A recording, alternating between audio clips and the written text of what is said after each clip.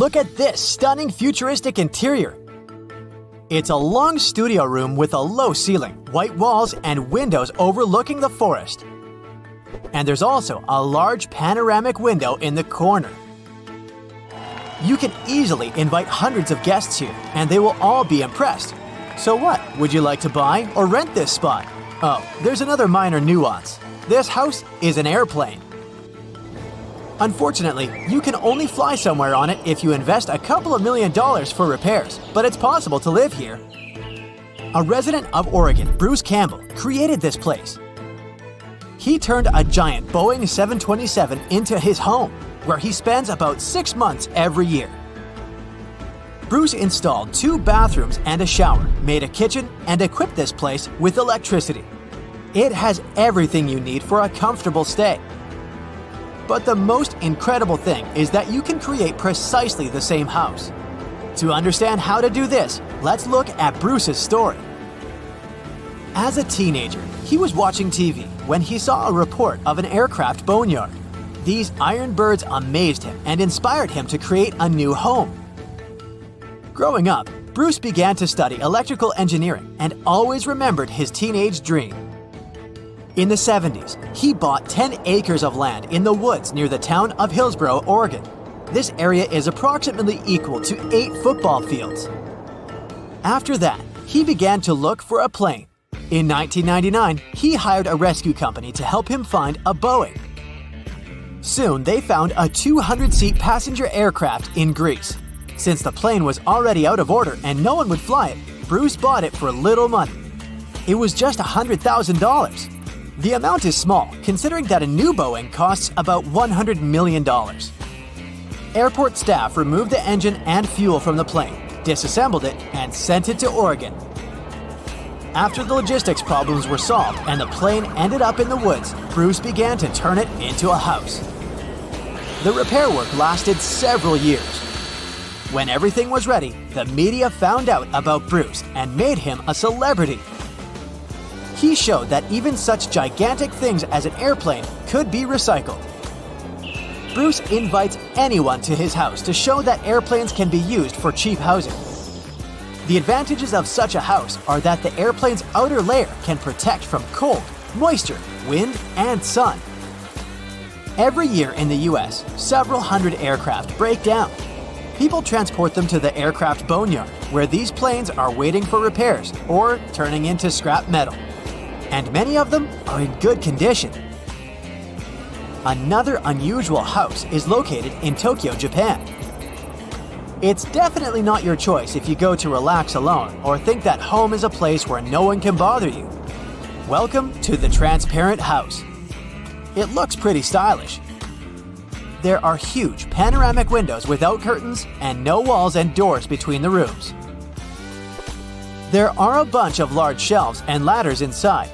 You can climb, jump, and hang here. The height of the house is 3 floors. It looks like a modern urban tree house. This place is open to everyone. And now, take a look at the most fantastic tree house. Can you see it? No? No wonder. This house is almost invisible in the forest because of its mirrored surface. It's called Mirror Tree House and is located in Sweden. At night with the lights off, this small building completely merges with nature.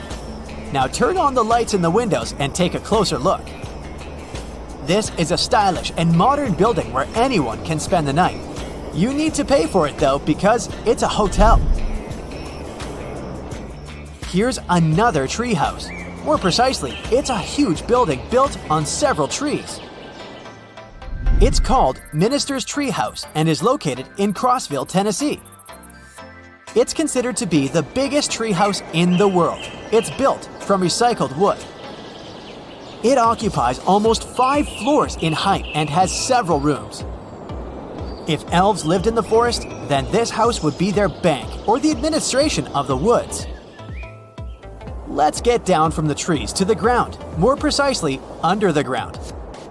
It's not even a house, but a small town. And every building here is pretty unusual.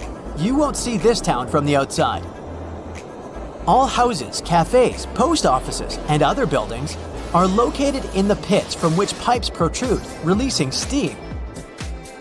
Welcome to Coober Pedy, Australia.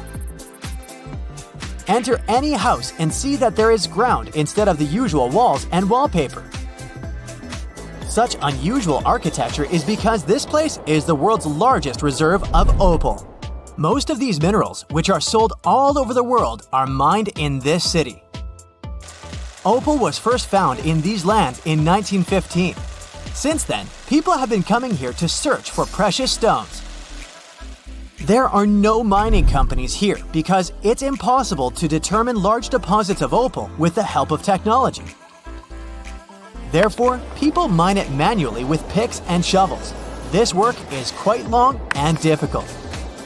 So, the town residents rent a place where they dig and build a house. Spread your arms in different directions. That's the width of our next house. The distance from one wall to the other is less than the length of your body. It looks tiny, but people are happy to live here. Welcome to the Current House. The narrowest house in the world is located in Poland. On the streets of Warsaw, you will easily notice it. It's like it's stuck between two buildings. Everything is pretty cute and stylish inside. The white interior adds a feeling of extra space. The Current House serves as a transit point for travel writers. If you're working on a book, this place will be a great source of inspiration for you. This house looks like something from another planet. It's called Robert Bruno's Steel House. It stands on 4 legs, has a strangely shaped window, and is made of metal. This strange house is located in Ransom Canyon, Texas. This is the creation of the sculptor Robert Bruno. He built it from the 70s until 2008. He used about 150 tons of blackened steel and made every detail by hand. Unfortunately, the sculptor passed away before he could complete his masterpiece. There's a toilet house in South Korea, close to Seoul. This big building looks like a giant toilet bowl. It's made of steel, white concrete, and glass. The purpose of this house is to promote the hygiene and sanitation of toilets. Many diseases are spread because of poor cleaning. Inside the toilet, you will find 2 guest rooms, 2 bedrooms, and 3 bathrooms. And to rent the whole building, you need to pay about $50,000. Looking at this house in one of the alleys of London, it may seem to you that the building is about to fall apart. The house was built in the 16th century and originally didn't look like this. But in 1687, the city council ordered the demolition of the building to free space for something else. The house was almost destroyed, but its owner sued the city council. He won the case and the council was obliged to restore the house. But they did it in a hurry, using cheap materials. For many years, the wood has been bending and the house has got such an unusual shape. Let's end our realtor's journey with this fun house. People who love skateboarding will be delighted to visit this place. Welcome to Skateboard House Malibu, California. You don't leave your home to start riding. The whole house has a circular curved shape and there's no corners in it. There are beds and tables here, which you can also use for tricks.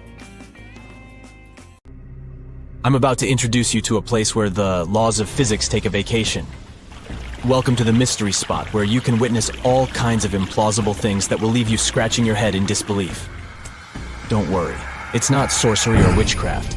It's just some clever optical illusions that mess with your brain and make you question reality. Back in the day when the Great Depression was hitting hard, people needed some fun distractions.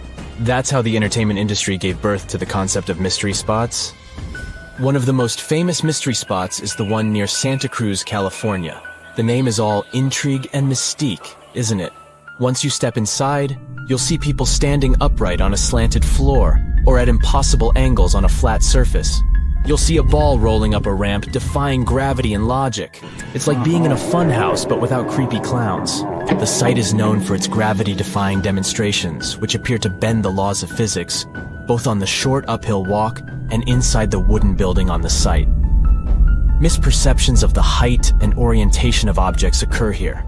These visual illusions include balls rolling uphill and people leaning farther than normally possible without falling down. Psychologists at Berkeley state that all of the misperceptions stem from the simple fact that the house is slanted at a 20-degree angle. The next stop is again in the USA, but this time at Hoover Dam in Nevada. Here, gravity seems to play with us too. Try this experiment if you ever happen to go there. Pour water from a bottle over the dam. You will witness that instead of going down, the water will start flowing upward. The reason behind this is a very powerful updraft that the structure of the dam creates. In other words, the water gets carried upward by the wind. This trick is not unique to the dam, as there's a reverse waterfall in the Faroe Islands. It occurs due to a wild weather phenomenon known as an inverted waterfall. Imagine a gigantic whirlwind of ocean spray swirling up a steep, 1,542-foot high rocky cliff. So how does this crazy phenomenon happen, you ask? Well, it's all thanks to a spiral column of air that rotates near high and steep cliffs, creating a mini tornado effect. And when the wind hits the edge of the cliff, it gets even stronger and picks up coastal water, which then splashes up the cliff and creates a massive water and wind funnel. Apparently, these inverted waterfalls can happen in other places too, like on the cliffs of Moher in Ireland, the mountains of Iceland, and even in the Waipuhia Falls of Hawaii. Talk about Mother Nature showing off her skills. Magnetic Hill in Ladakh, India? The ultimate mind-bending road trip destination? Here, you can watch objects and cars roll uphill like they're stuck in some kind of magnetic vortex. It's an optical illusion that occurs thanks to the sneaky slopes and general layout of the area. The road might look like it's going uphill, but it's actually a downhill road in disguise, playing tricks on your brain like a mischievous magician. You might also see your car moving by itself in the neutral gear. No, your car isn't haunted. It's just basic physics at work. Even when the engine is off, the wheels can still turn, thanks to momentum and the subtle slope of the road. Mount Aragats has a similar story to the Magnetic Hill of India. This one, too, is like a magnet for thrill seekers and car enthusiasts. It's located on the border between Turkey and Armenia. It has a reputation for making cars defy gravity. People from all over the world visit this mountain to witness the incredible spectacle, where a car parked on the slope seems to roll uphill all by itself without any driver behind the wheel. There's a nearby river that flows uphill too. People who visited this site claim that it's easier to go up than down there. Number 6 on the list is the Golden Boulder from Myanmar. The rock looks like it's about to tumble down the hill at any moment, but it's not going anywhere. It's been sitting there for over 2,500 years. The rock is the centerpiece of a stunning pagoda that sits on top of it, towering 49 feet above the ground. According to legend, the rock is held in place by none other than a strand of Buddha's hair. It's no wonder that this place is one of the most important Buddhist pilgrimage sites in Myanmar. The rock was chosen by a celestial king who was impressed by a Buddhist monk's incredible asceticism. So, he used his supernatural powers to carefully place the rock in its current spot, where it looked like the monk's head. If that's not enough, it's said that only a woman can move the boulder. That's why women aren't allowed to touch it. So, if you're up for an adventure, head over to this magnificent rock and pagoda and witness this gravity-defying feat for yourself.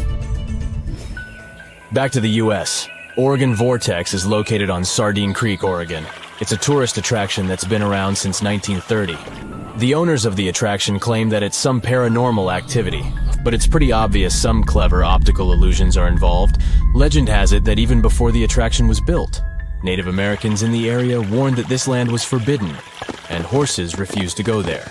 But then, some gold miners built an assay office there in 1904, and the building ended up sliding to a wonky angle. Now picture this. You're in a cozy spot, away from city light pollution, staring up at billions of stars putting on a sparkling show above you. But if you're lucky enough to be in Marfa, Texas, you'll get a little something extra. Mysterious orbs decide to join in on the fun, shining bright like a diamond, and they've been doing it for over 100 years. But what are these glowing orbs called Marfa lights? Well, everyone has their own theories. Some people think they're just car lights from the nearby highway, but that's no fun. Others believe that these orbs are actually sentient beings trying to convey some sort of important message to us, mere mortals. Imagine standing at the edge of a stunning lake, admiring the picturesque view of a majestic volcano. Suddenly, you hear a loud boom, and flames shoot up into the air like a fireworks show gone wild. But don't worry, it's not an eruption, it's just the Kauai-Egan Lake and volcano doing its thing.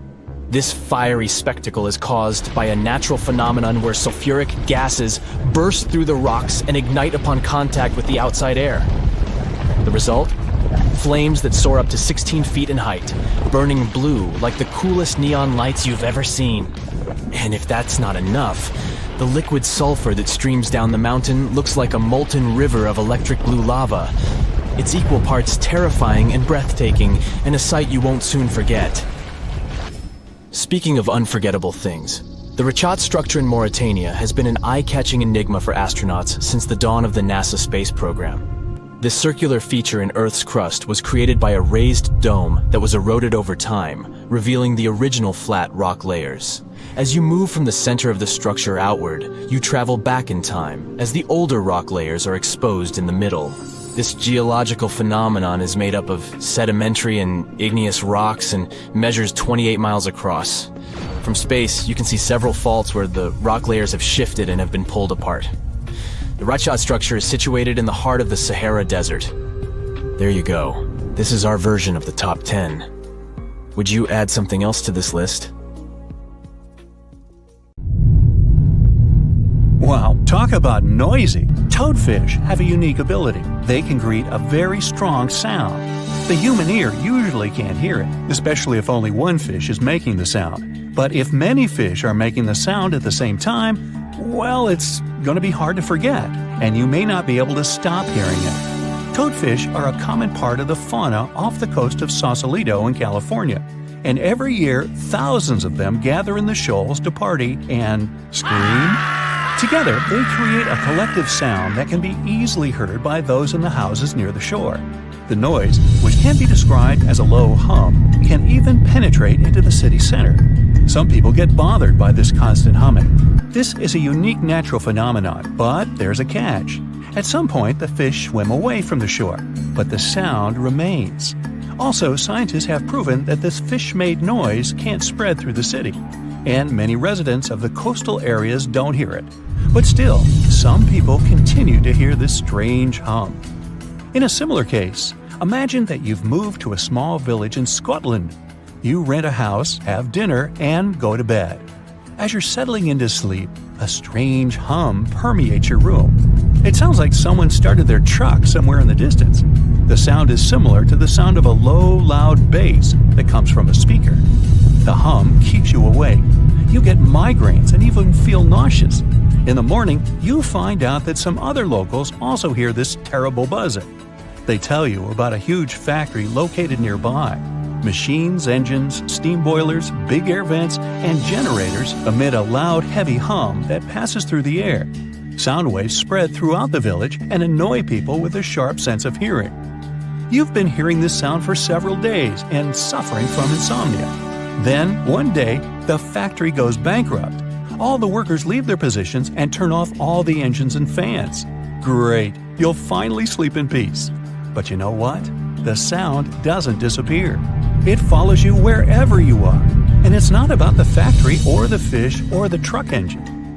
Imagine that you're walking down the streets of a small English town. There are a lot of planes flying right above you. The hum they make follows you. Even in bed you can hear it. You wonder if there's an airport nearby. You ask the locals and find out there's not even a runway here. But where does the sound come from? You raise your head to look up and see a clear sky. There are no planes, but there's noise. And you're not the only one who hears it. Some locals are sure that the hum comes from high-speed traffic on the highway. Thousands of cars drive in two directions and leave massive sound waves behind. But at night, there are no cars there, and the sound remains. Maybe you're going mad. People's stories about the hum save you from this madness, and it's not just the residents of this town that know about it. About 4% of people on the planet hear the hum. Strangers tell each other about the hum that prevents them from sleeping and concentrating on something. The sound follows them everywhere and doesn't stop. Some people hear it in certain places, so they move to other cities. Maybe you're hearing it right now and not paying attention. But be careful. If you recognize it once, you won't be able to stop hearing it. There's a website and a forum on the internet dedicated to the hum. People from all over the world put geolocations in places where they heard this mysterious phenomenon. You can find thousands of these coordinates on the site and even add your own. People describe different levels of noise and share their sources. Some theories say that the hum is the sound of our planet coming from the core. Someone else is sure that it comes from the atmosphere. Scientists have even been consulted, but they also don't know the reason for this phenomenon. People use high-frequency microphones and amplifiers to record the hum. Almost everywhere, they detect a low-frequency vibration that is practically impossible for the human ear to catch. It mixes with the sound of cars, printers in the office, and subway trains. Sometimes people stop hearing it, but the hum increases when they lie in bed. Many records about the hum say that people hear it in industrial cities. Sometimes these sound seekers manage to find the source. They ended up being factories with running generators where the sound was getting into the ventilation system and where the fans spread it outside the building. When the generator stopped working, the sound disappeared. But these are rare cases. More often, no one can find the source of hum. One of the most famous places where you can catch it is in the city of Taos in New Mexico.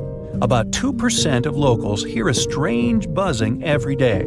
Some tourists experience it too. Scientists came to the city to study this mystery, but found no explanation. Some theories say the usual acoustics of this place cause the hum. Some folks think it's just a hallucination or the power of suggestion. Everyone talks so much about the hum that the brain creates an illusion of a sound that doesn't exist. Locals believe the nature of the buzzing is mystical and associated with bad spirits. Whatever it is, no one has found out the truth yet.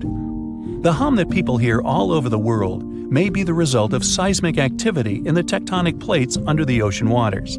Huge chunks of the Earth's crust are slowly moving and colliding with each other. This creates a noise that reaches us in the form of a hum. But why do only a few people hear it? Perhaps about 4% of the world's population has a unique sense of hearing. In any case, scientists haven't been able to confirm the tectonic plate theory either. Some researchers point to submarines as the reason. They use low-frequency radio signals to communicate around the world. These signals spread over the surface and can affect the human body. When the ear catches these sound waves, it reacts and causes vibrations similar to humming. This happens because low-frequency sound energy collides with the soft tissues of the skull and stimulates the auditory nerve. In fact, it's not even a sound. It's a hallucination that is created by your brain. But still, no one can confirm this theory either. Perhaps thunderstorms can create the hum phenomenon. About 8 million lightning strikes hit the Earth every day. Some impact creates a powerful electromagnetic charge. Lightning penetrates the air and makes it resonate between the Earth's surface and the ionosphere. Yeah, it sounds complicated, but the principle is simple. Imagine that you're blowing onto the neck of a bottle. Hear this low hum? Lightning works similarly with air. And that's just one hit. Imagine millions of these strikes. The sound waves spread all over the planet, and some people hear them. Lightning constantly strikes all the time, so the hum never stops. In 1973, scientists put forward a theory that the reason for the hum is the jet stream shearing against slower-moving air. In simple words, wind and fast airflows intersect slower ones. As a result, a whistling sound appears, and electric towers and power lines amplify it. By the way, the first reports of the hum appeared in the 70s. People learned about this phenomenon from the small British city of Bristol. Dozens of residents heard this strange noise in different parts of the town. In the beginning, they ignored it. Then the sound became increasingly more irritable. It prevented people from working and living their everyday lives. They couldn't sleep and couldn't concentrate on anything. There was a warehouse with industrial fans in a neighboring town. The locals were sure that this was the reason for the hum. The warehouse stopped working a few years later, but the sound remained. You may even be able to hear it right now if you visit the city. There are many theories about the hum, but you can reduce almost half of them thanks to one factor. Tectonic plates, seismic activity, lightning strikes, the Earth's crust, and resonating air are logical explanations. But look at all the records about the noise. People hadn't mentioned this until the 70s. If this phenomenon had appeared earlier, many newspapers would have written about it. Apparently, the hum is not a mystery of nature. Perhaps this is a consequence of all of our technological achievements. Factories, power lines, airplanes, cars, ships, trains, microwaves, and generators create an imperceptible background noise that most people ignore. We're so used to all these noises that we have forgotten what silence is. Perhaps our brain made the hum inside our heads to respond to our noisy world. If you start to listen carefully right now, what kind of sounds will you hear? Where are they coming from? And is there the hum among them? If you're a fan of Dr. Pimple Popper, you're probably freaking out right now, itching to squeeze out every little blackhead from those lip contours. But this is actually a hill formation that you can find in Garb, Sudan. Knowing that perhaps makes it all the more creepy because it looks like the crack in the middle is swallowing up everything around it. This black hole scenario brings to mind our next stop, Vostok Island. This eerie spot is a 59-acre coral atoll situated in the southwestern Pacific Ocean, about 400 miles northwest of Tahiti. If you check it out on Google Earth today, it looks like it's been totally blacked out, sparking all sorts of wild theories. People keep saying that this place is some top-secret base, or even a fictional island straight out of Lost. But what we see here is actually just a dense, dark green forest made up of Pisonia trees. Since nobody lives there and hardly anyone ever visits, the island is pretty much untouched by humans. This massive star, or mandala, is situated just outside Beatty, Nevada. It has got the internet all puzzled, with people trying to figure out if it's evidence of some kind of extraterrestrial activity. To add to the mystery, this spot is right by the Tonopah Test Range, which is also known as the famous Area 52. Despite its creepiness, it's probably just one of the thousands of crop circles that gained fame after Google Earth came along. This spiral formation right here is also located in Nevada, and it definitely looks like another chilling crop circle. But things get even stranger if you use the Street View option. As you zoom in closer and closer, you'll notice that it's made up of carefully arranged rocks. This labyrinth, so to speak, is part of an open-air museum situated in the ghost town of Rhyolite. And if that's not creepy enough, take a look around and you'll see dozens of eerie men in white cloaks. Despite their lifelike appearance, these silhouettes are actually statues from an installation created by a Belgian artist in the 80s. Even stranger than stumbling upon a large circle on the ground is finding a bunch of them. Our next location in Wyoming is filled with peculiar circle structures to the point where it's hard to count them all. During the 20th century, this U.S. state shifted from a farming economy to an industrial one, dominated by the extraction of oil, gas, and coal. So, these circles are likely remnants of a tank farm. I mean, places where oil storage tanks used to be located. If you want to avoid nightmares, I highly recommend not searching for the mausoleum of Emil Becker in Poland. If you happen to find it by using the Street View mode, prepare yourself to face an abandoned place with the most terrifying sculpture there is. Oh, the creeps. Keeping on the spooky side, let's head to an isolated corner of Kazakhstan, where you can find a pentagram etched into the Earth's surface. This formation is huge, measuring roughly 1,200 feet in diameter. Before you jump to conclusions about this formation being related to some kind of underworld deity worship, it's worth noting that the pentagram actually turns out to be the outline of a park designed in the shape of a star. The star shape is marked by roadways, which are now lined with trees, making the star shape even more distinct in aerial photos. You can spot this peculiar symbol from quite a distance. At first glance, it might even resemble an otherworldly alphabet, as if a highly intelligent civilization is trying to send us an alert message. But this mystery is already solved. We are in De Hoge Veluwe, a Dutch national park located in the province of Gelderland. And these lines are actually part of the park's logo. Search for these coordinates to find what looks like a land formation straight out of an extraterrestrial landscape, or perhaps a set from Avatar. This place, located in Inner Mongolia, China, is believed to be a granite mine. But it's a bit of a mystery why it has such a striking blue tone on Google Earth. If you check it out on Microsoft Bing Maps, for example, the same location appears in a much more natural tone. In the Australian outback lies a massive geoglyph known as the Maori Man. Discovered in the late 90s, it appears to represent an indigenous Australian man hunting with a boomerang or stick. The figure stretches for more than 2 miles in length and about 1.6 miles wide. It has deep furrows carved into the ground, which adds to the complexity of its formation and origin. Despite efforts to uncover its purpose, its origin is still a mystery. This is Desert Breath, located in the Sahara. Like many things you have seen in this video, this formation also sparked speculation about it being created by extraterrestrial beings. But a quick Google search clears up that mystery. It turns out this is an art installation created by a group of 3 Greek artists back in 1997. They went all out, moving around a whopping 280,000 square feet of sand and even creating a large pool in the middle of it. Egypt still holds many mysteries, and you can explore them yourself with Google Earth. That's how some people stumbled upon this striking triangular-shaped plateau and immediately jumped to the conclusion that they discovered a hidden pyramid. However, experts quickly dashed their hopes. They believe there's no plausible explanation for a pyramid to exist in this area, located 8 miles west of the Nile Valley edge in Upper Egypt.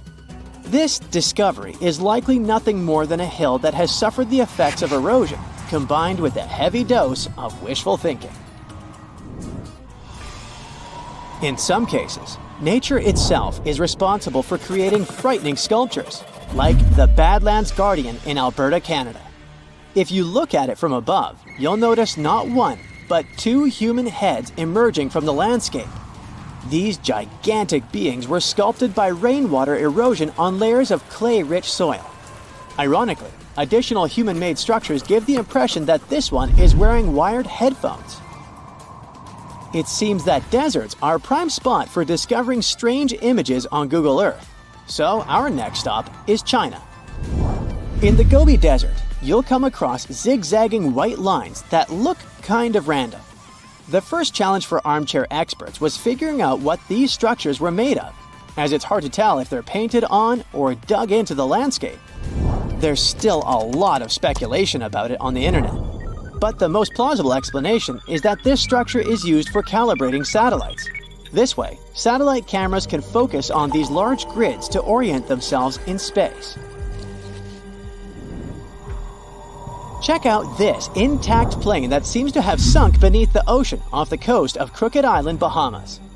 Some viral videos claim it's a crashed plane belonging to the infamous Pablo Escobar.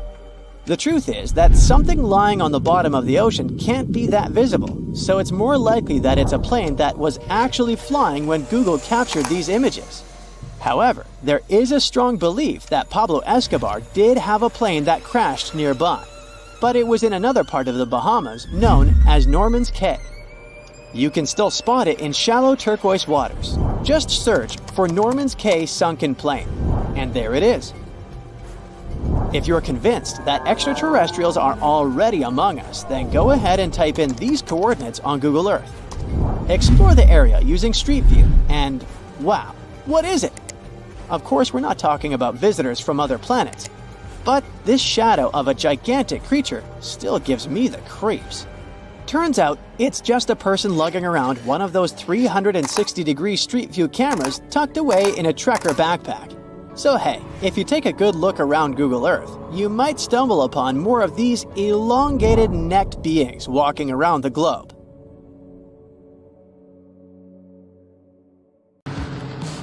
As you take your first step off the plane, an eager crowd of emperor penguins surrounds you, pushing and shoving, all wanting your autograph. No wait, it's worse. You're hit with a chill like you've never felt before. Even though you're equipped with over 20 pounds of gear, the icy wind still finds you. The blinding sunlight obscures your view, but it doesn't help you to warm up at all. Yep, this is your first day at the South Pole, and it wasn't easy to get here. You meet your coordinator, ready to begin your new life in the most remote place in the entire world. Grabbing your luggage from the plane, you look around at your companions. You all went through the same rigorous physical and psychological testing to prepare you for this uniquely challenging environment. The program had to make sure that you all had what it takes to handle months of isolation, freezing temperatures, and unfamiliar night cycles. The South Pole only has a single sunset and sunrise across an entire year. This isn't even mentioning the physical tests you had to pass. Researchers need a clean bill of health when they set off because there's usually only one doctor on the base. You hesitate at first, seeing nothing before you but an endless icy desert. But it isn't long before you notice a large building in the distance. This is the Amundsen Scott South Pole Station.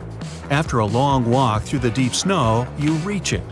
One step through the doors and you immediately stop shivering. It's so warm that everyone is walking around in t-shirts.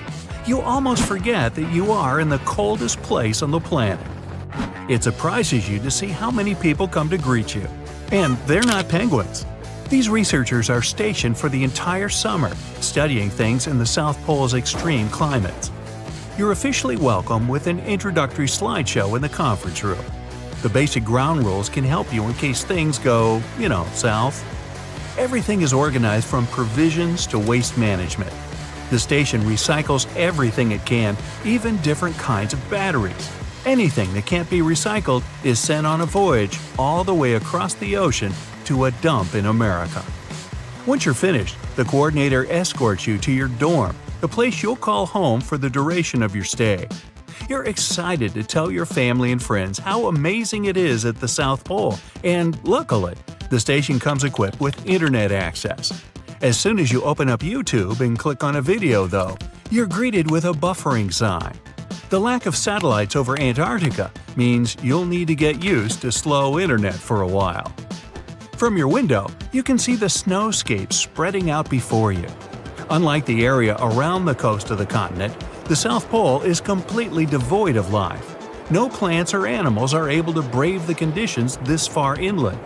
Other than the occasional bird blown off course by the wind, the entire area is just a deserted sea of ice.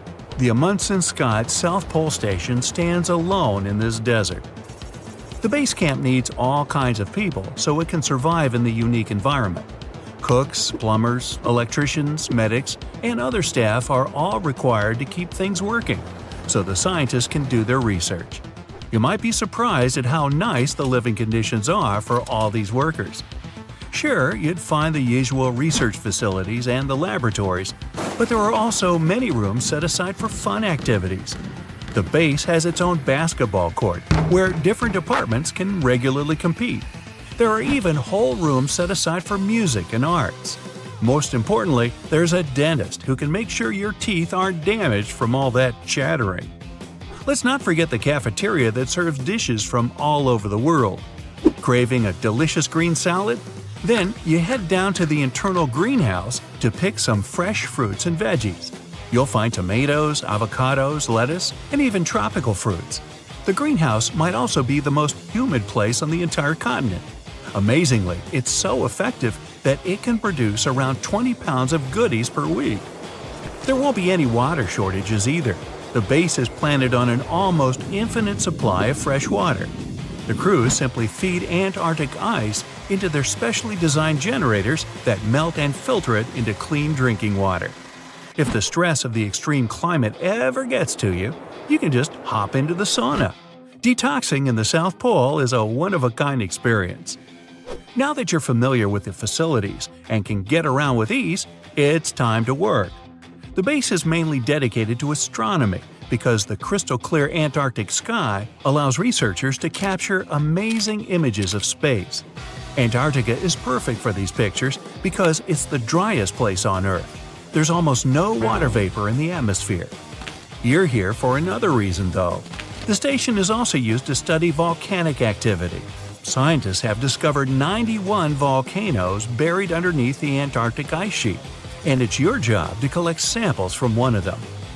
Back out into the frigid cold, your teeth begin to chatter again.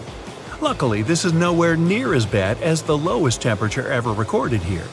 The South Pole has been as cold as minus 120 degrees Fahrenheit. That's so cold that if you threw a glass of boiling water into the air, it would turn to ice before it hit the ground. It would be almost impossible to even leave the station at that temperature. The warmest the South Pole has ever been was 10 degrees Fahrenheit, and that was at the peak of summer. As you approach the digging site, you start to notice changes in the scenery. There are hilltops and steep ledges all around. As you got closer to the coast, you begin to see more animal life. You can even see a colony of penguins out in the distance. You scout the area around the site, perhaps expecting to see an enormous mountain spewing lava from its tip. In fact, there's nothing inside at all. That's because the volcano is right beneath your feet. It's part of the enormous landmass below the ice that the continent is famous for. Antarctica might just look like a giant field of ice, but there's actually a huge continent underneath. That means it has volcanoes, mountains, and valleys, like any other continent. Scientists have recently discovered that the Antarctic landmass has the lowest point on the planet, as well as huge mountain ranges. If any of the numerous volcanoes were to erupt, it would melt a huge part of the surface ice and increase the spill of ice into the ocean. The sea level would rise and flood coastal areas around the world. The ocean waters would also be disrupted, putting marine life at risk. You can count yourself lucky, though. All of these volcanoes are dormant at the moment, so you can begin your work. You begin to unpack your equipment and start digging. You and your team set up a small tent to try to stay warm while you monitor the progress on some portable screens. Your stomach rumbles and your team rummage for the sandwiches they brought with them. There was no need to carry them in a cooler for obvious reasons. Smelling the food, Antarctic birds begin to circle above you as you eat. As you lay down to sleep, your 3 layers of clothes begin to feel like nothing more than a t-shirt.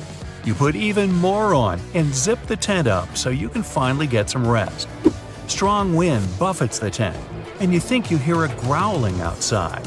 You panic, but then you remember there are no polar bears in Antarctica. In fact, there are no large predators at all, so you can sleep easy. You wake up, and the sky looks the same as it did all night. Each day lasts 6 months on this continent.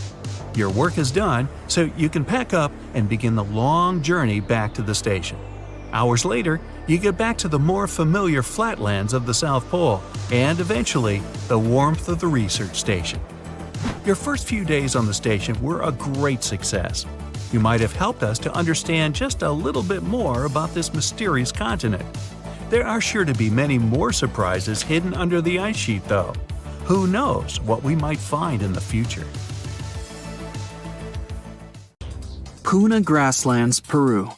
A bare desert, rocky land, and one big nothing. Oh no, wait, there's Ureta. Ureta is a flowering plant that looks so unique, you might actually think it's photoshopped. That's how different it is from the rest of the desert. At first sight, it looks like some rocks covered in moss. But we're talking about a 3,000-year-old plant found in the freezing Puna grasslands of the Andes.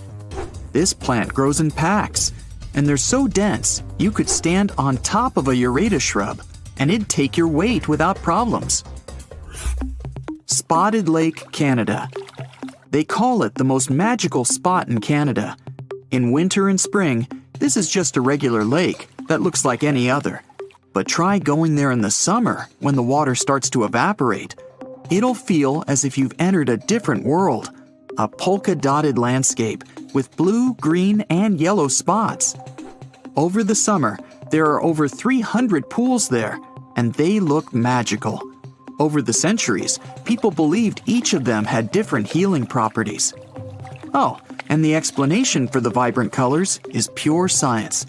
Each of them has a high concentration of different minerals. Rio Tinto, Spain. For more than 5,000 years, The Red River has been surrounded by mines full of copper, silver, gold, and other minerals. They give the river its unique reddish color. People were mining that area for centuries until the whole industry started to fade out. The mines remained abandoned until they were rediscovered in the 18th century. The river is quite impressive, but it's also very dangerous for people because of its high acidity. The bacteria in the water create similar conditions that can be found in some other places in our solar system. For example, scientists believe there's something similar on one of Jupiter's moons, Europa. An acidic ocean is hidden underneath the moon's surface. Toyama Bay. If you're walking along the shore of Toyama Bay in Japan, you might be lucky to see mystical neon blue light. It's coming from underneath the water and lighting up the night sea. There aren't many places where you can see a phenomenon like this. It's the firefly squid that's responsible for the breathtaking show. The creature lives at a depth of more than 650 feet under the surface. But in spring, they gather near the coast. Sometimes, waves even wash them ashore. The light these animals emit is actually camouflage, which helps them to hide and protect themselves. During the day, the squids go back to the deep, but they come back to party near the shore at night. The light they produce isn't so bright you could read a book in the dark, but it's still quite impressive. Fly Geyser, Nevada, USA. Imagine you're in a space rocket. At one point, you realize you've entered the atmosphere of some unknown planet. You haven't even realized it's there. The planet's gravity starts to pull your rocket down. Soon, it crash lands on the surface. Luckily, your spacecraft is sturdy enough to stay intact. So you pull on your spacesuit and crawl outside. Right in front of you, there's something you've never seen before. Incredible nature, unbelievable colors, and a bizarre mountain-like thing. And suddenly, it spews out a column of boiling water. You shake your head. This vivid imagination of yours. You're actually in Nevada, looking at Fly Ranch Geyser. Don't get disappointed, it's still marvelous. The geyser appeared in the 1960s when a geothermal power company drilled a hole. This allowed the groundwater to escape. And the colors similar to those you can see in Yellowstone National Park? All because of algae. Speaking of Yellowstone, that's another place that looks as if it's been imported from another galaxy. On an area bigger than the states of Delaware and Rhode Island combined, there are more than 10,000 hydrothermal features, 500 geysers, and incredible waterfalls. Singi de Bemaraha, Madagascar. Now here's the place where you can easily imagine meeting some ancient animals. You can almost see them hiding somewhere among the pointy rocks, going up to 330 feet. Half of this national park is covered in forest, and the other half is rocky, formed by the erosion of water. The place is home to many animals, like chameleons, iguanas, frogs, and lots of different lemur species. Vatnajökull Glacier, Iceland. On your quest for the extraterrestrial wonders of our planet, don't forget to drop by Iceland. There, you'll find the biggest glacier in all of Europe. In some places, the ice can be more than 3,000 feet thick. Vatnajökull has 30 outlet glaciers ready to be explored. Those are channels of ice that once flew out of an ice cap, but remained stuck within the borders of the valley. As for famous Icelandic ice caves, they're formed when meltwater runs through a glacier, trying to get to the surface. This usually happens in the summer, when temperatures are higher and the water flow is more turbulent. When the temperatures go down, the water freezes. That's how the caves are shaped. Staffa, Scotland, UK. Staffa is an uninhabited island that looks like a place from a different planet. Once you see it, you can't shake off the feeling it hides plenty of secrets. In reality, though, it's a calm spot, almost completely taken over by seabirds and seals. Even so, no one can argue that the incredible rock columns give this place a unique and mysterious look. It's always encouraged local people to spread legends about the unusual cave. The columns themselves formed millions of years ago. mostly because of volcanic eruptions. Glowworm caves in New Zealand. Imagine finding an entrance to a magical cave. You row your boat, eager to sneak a peek inside, and get rewarded with one of the most beautiful views ever. You see a closed cave that looks as if it's under a magnificent starry sky. You don't need to travel all the way around the Milky Way to find something like that. Glowworm caves in New Zealand are there for you. The caves started forming millions of years ago, and now they have an impressive collection of stalagmites and stalactites. But what makes them really special is glowworms. The caves are home to thousands and thousands of luminescent larvae. Worms need to attract insects and potential partners. To do that, they use their tails that glow in the dark. There are lots of caves like this in the area, and people have been exploring them for over 100 years. Wulingyang Scenic Area, Zhangjiajie, China. This amazing place has breathtaking sceneries and more than 3,000 sandstone pillars. They look as if nature decided to make its own version of skyscrapers. Some of them are half as tall as the Empire State Building. Usually, you can't even figure out where the pillars start. All you see when you try to make out what's there at the bottom is endless mist. 2 natural stone bridges seem to be floating among the pillars, lost in the clouds. The Eye of the Sahara. That's a mystery that's remained hidden for millennia. This geologic formation is difficult to spot when you're standing on the ground. That's why it wasn't discovered until people started to explore space. For some time, scientists thought it was an impact crater created by some space object hitting Earth's surface. But after doing the research, they found out the origin of the eye was entirely Earth-based. These days, geologists believe the eye's formation started over 100 million years ago, when plate tectonics were pulling apart the supercontinent Pangaea. Molten rock, which was rising toward the surface, created a massive dome made up of different layers. Later on, volcanic activity and erosion finished the eye's look. Baikal Lake, Russia. The deepest, the oldest, and one of the biggest freshwater lakes in the world is bound to have some secrets of its own. The lake is frozen from early January to May. In the summer, the water is so clear you can see up to 130 feet down. That's because melted ice from the Siberian mountains is incredibly pure. There are also no mineral salts in Baikal. Salar de Uyuni, Bolivia. It's one of the most extreme places in South America. The world's biggest salt flat stretches for over 4,000 square miles. It appeared when prehistoric lakes evaporated thousands of years ago. A thick, salty crust extends beyond the horizon. At one point, you're not even sure where the land ends and the sky begins. The Atacama Desert, Chile. The world's driest desert is all about rocky landscapes, salt lakes, dunes, and extreme temperatures. In some parts of the desert, there's been no rain for almost 500 years. With no water or nutrients from the ground, there are no plants. That's one of the reasons why you might feel as if you're on another planet, like Mars. But wait for the night to fall. An infinite sky full of stars looks like a window to the universe and its mysteries. The conditions on this mysterious island might teach us how we can live on Mars one day. Devon Island is, to this day, the largest uninhabited island on our planet.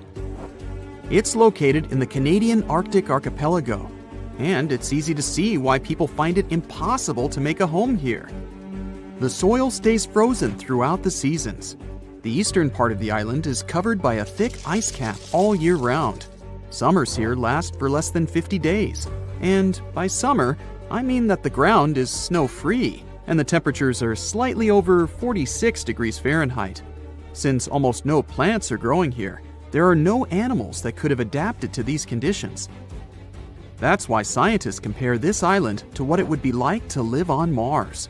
In 2001, a project started here on Devon Island looking to discover how people might live and work on other planets.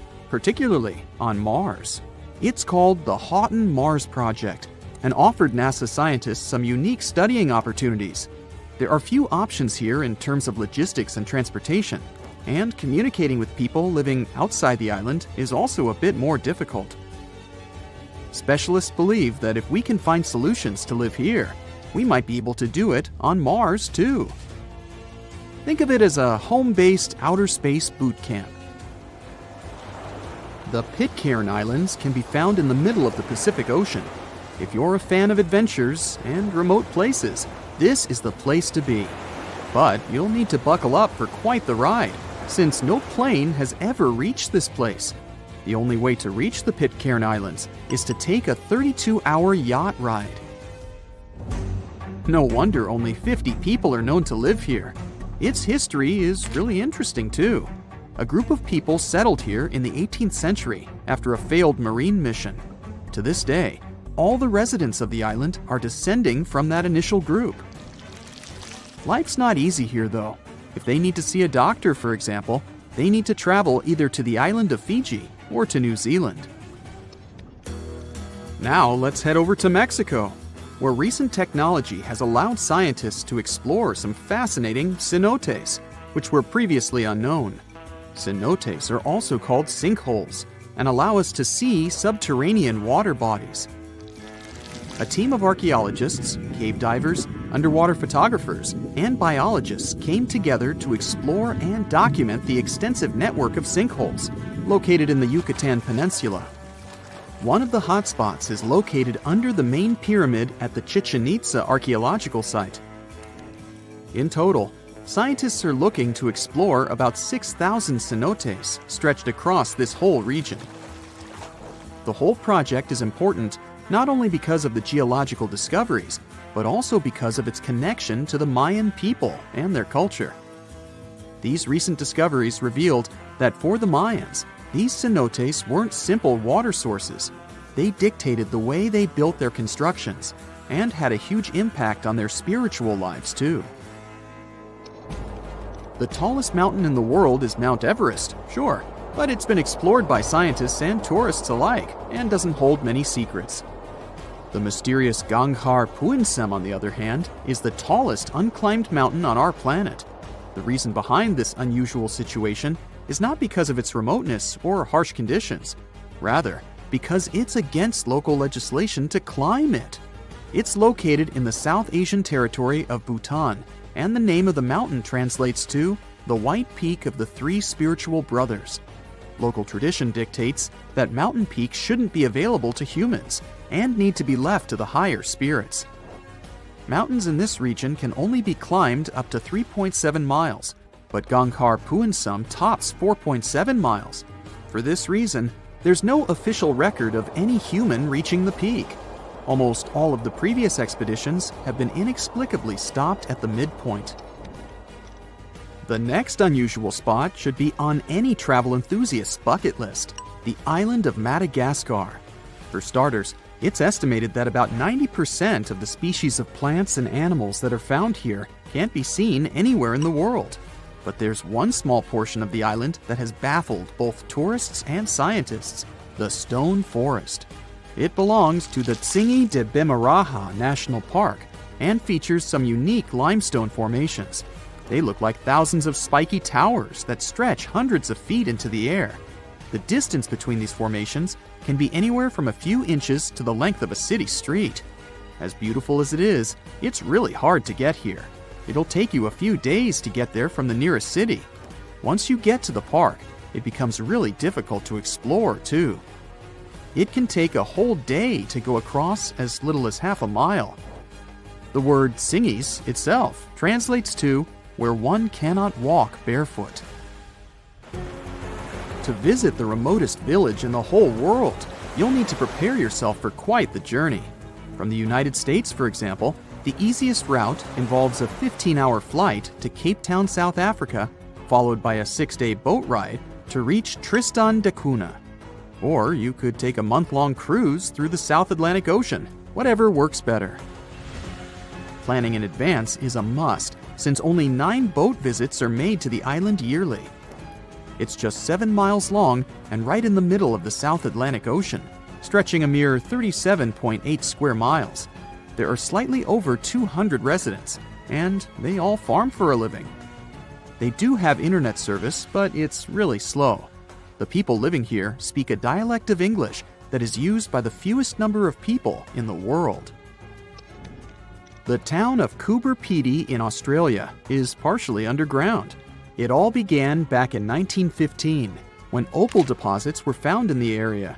To this day, the town is still the biggest opal mine in the world. People living here figured out that it would be more comfortable for them to stick to the underground, as temperatures above ground can reach 125 degrees Fahrenheit. So, the establishment now has underground stores and galleries. Coober Pedy is also home to the world's first 4-star underground hotel. North Sentinel Island, located near India, is another pretty remote place. Not because of the time it takes to get there or the climate, but because it's home to the world's most mysterious tribe. The population living here is estimated to be between 50 to 400 people and isn't known to have any contact with the outer world. This is mostly because locals don't really enjoy visitors and tend to scare them away, even harming tourists. So, to protect them and their obvious wishes, the island is monitored by the local Indian authorities.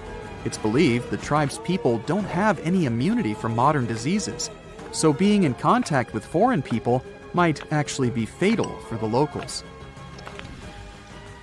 On these French islands, there are no native inhabitants.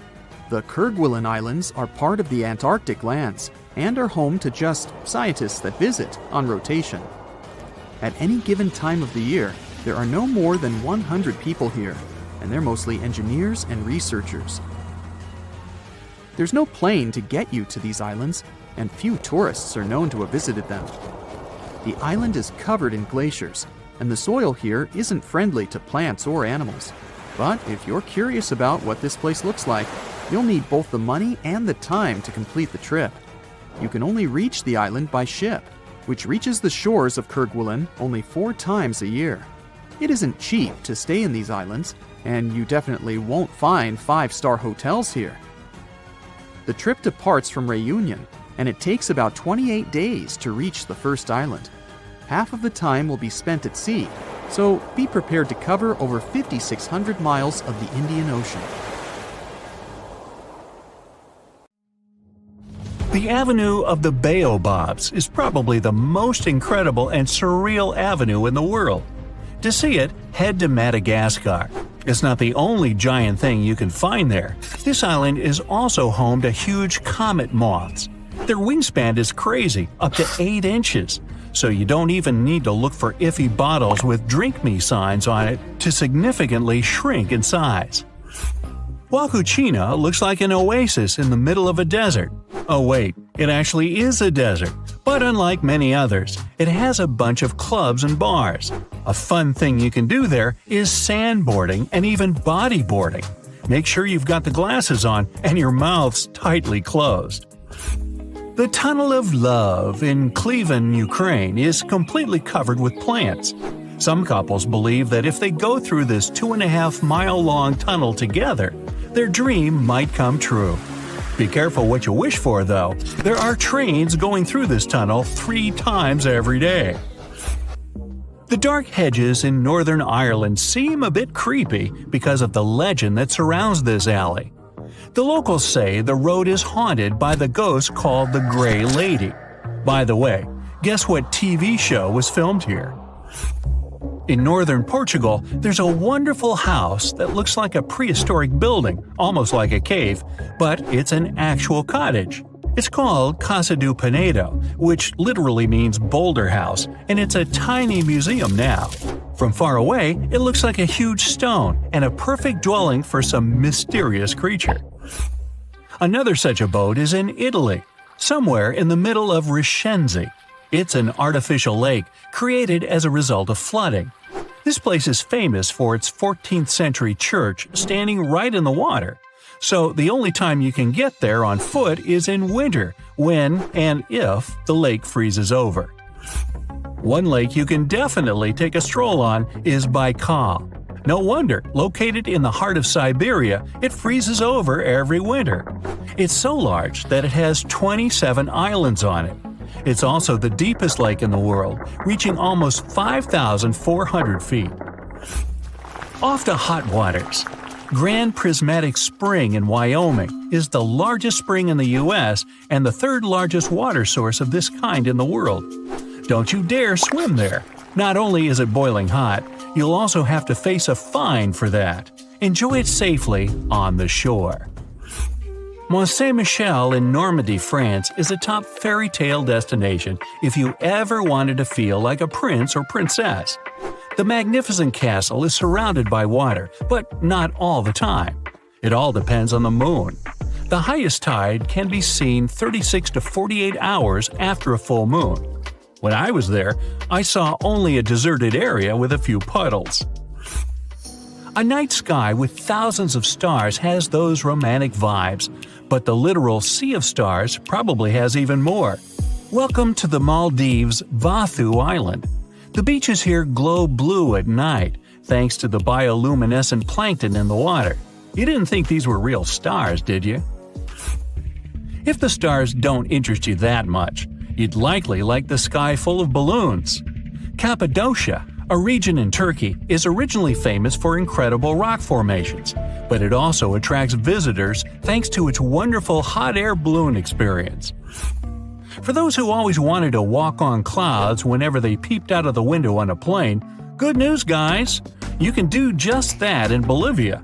It's not a literal cloud, but an extremely large salt tile. It's called Salar de Uyuni, and it mirrors the sky during the wet season, creating that illusion of infinity and walking on the sky. In Colombia, make sure to visit the Las Lajas Sanctuary. To get to the church itself, you'll need to cross a bridge that seems to be hung right in the air, and there's some fast-flowing water underneath you. Well, we're back in France. It's Colmar-Alsace region, and just look at these houses. Colorful facades made of timber, canals all adorned with flowers, and cobblestone streets. Germany is full of cities with these cozy gingerbread houses, and Rothenburg ob der Tauber is not an exception. It's an almost fully preserved medieval town with dozens of multicolored facades and authentic taverns. It looks especially magical in winter, with snow-dusted roofs and awesome holiday markets. In Iceland, many houses have grass roofs. Such dwellings are called turf houses, and grass on top of them has multiple functions. It not only decorates, but also protects houses from heavy rains. The grass grows in the foundation made of lava rock and needs regular trimming. In Costa Rica, on the islands of Isla de Caño, there's an assortment of about 300 circular objects of different sizes. Locals call them las bolas, which is simply the balls in English. These stones have an almost perfectly round shape. Some of them are huge, weighing up to 16 tons each. They're also made of different materials: gabbro, limestone, and sandstone. They're considered to have been put in lines in front of the chief's houses.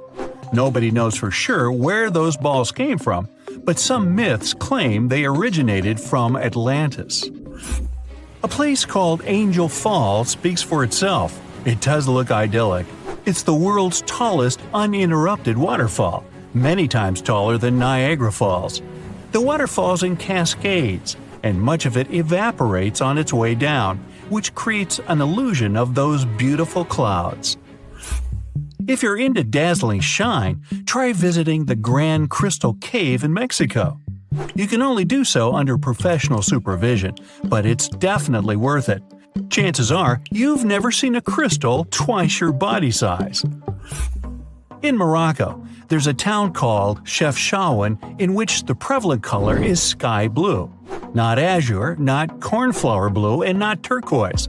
Most dwellings there are painted the most beautiful shade of blue you've ever seen. The place is not easily accessible. It's located in the Rif Mountains.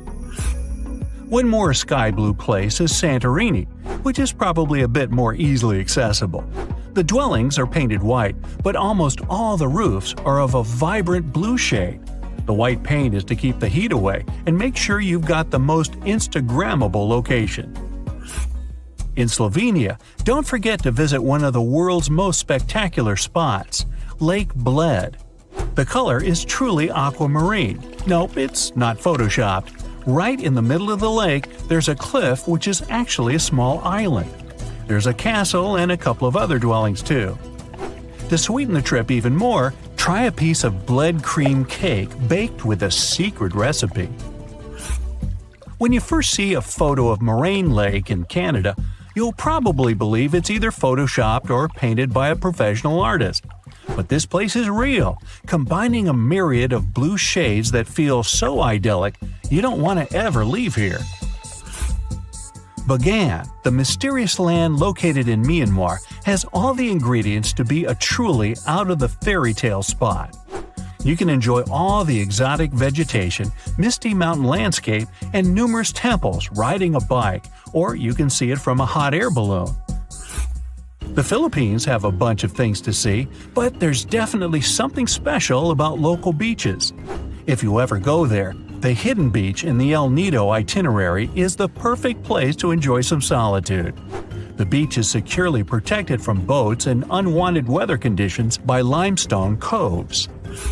In the Italian region of Liguria, there's dozens of precious beaches you'll never forget. Bay of Poets in Porto Venere is one of them. The beach is located right on the cliff, and there's also underwater caves you can swim into. It's called Bay of Poets because the legend says Byron got inspired there, swimming across the bay in search of his muse, which he eventually found. The area Cinque Terre is in Liguria too, and is really close, so if you always wanted to see those Italian cliffs and sea wallpaper in real life, head there. The legend has it that seamen would paint their houses bright colors to find the way home easier. The Isle of Skye, Scotland, could be a perfect decoration for some historical TV show about proud knights and their maidens. There are also probably some fairies in the fairy pools in Fairy Glen. The must-see here is the Old Man of Storr, a hill that combines rocky and steep sides. There are no legends or anything, but it's one of the most inspiring and photographed areas on our planet. At first sight, if you take a look at it from the land, it'll seem just a stone bridge. But its main secret is to look at it from the water. The bridge reflection forms a perfect circle that looks like some sort of a portal to a hidden underwater world. It's located in Saxony and is just a short drive from Berlin or Dresden. They say this place is swarming with money.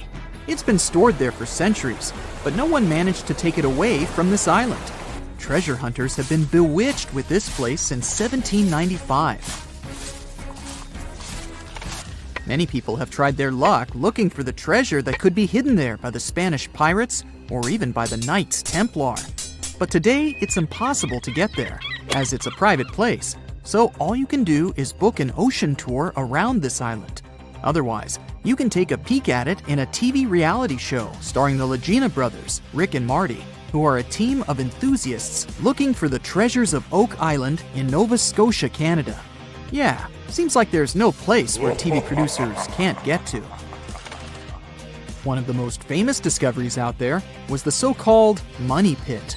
Despite the promising name, it wasn't full of money. Now we have to jump to 200 years ago. The Money Pit was first found by a 16-year-old kid in 1795. One day, Daniel McGinnis went fishing at Oak Island. He saw a tree there. Unsurprisingly, it was an oak, and it had weird markings. They didn't seem to be natural, so Daniel decided to check the area. He then saw a sunken patch of ground and started digging immediately. His two friends helped him out, but instead of treasures, the guys only found logs placed underground at regular intervals. It looked like a place where someone could hide money or jewels, but nothing precious was found. However, there was something curious down that pit. Someone found a granite stone there, and it had an engraved inscription on it. There were many attempts to decode it, but most of them ended up in failure. There's one translation though, and it says, 40 feet below, 2 million pounds are buried. Yeah, McGinnis and his friends should have dug harder. The next fun thing about the money pit is the coconut fiber found down there. They say that large amounts of this fiber were found at a depth of 60 feet. It may not surprise you, but I have to remind you of one thing. Oak Island is in Nova Scotia, Canada. Coconut trees do not grow there. The nearest one is about 1,500 miles from Nova Scotia, which makes it obvious that someone brought this fiber purposefully. Researchers came up with an idea that coconut fiber could have been used to make ropes and lower all the treasures down the pit. Next up, we have not one, but two mysteries. In the late 1800s, the Oak Island Treasure Company was thoroughly inspecting and excavating the island. Everyone believed something enormous was hidden there. These guys managed to drill 153 feet underground. That's like 15 stop signs stacked one on top of the other. You might have guessed that they didn't find pounds of gold and diamonds, but they found a manuscript. There's a theory claiming that it's one of Shakespeare's lost manuscripts. Some scientists believe that it was hidden there by the writer and scientist Francis Bacon, the true author of Shakespeare's works.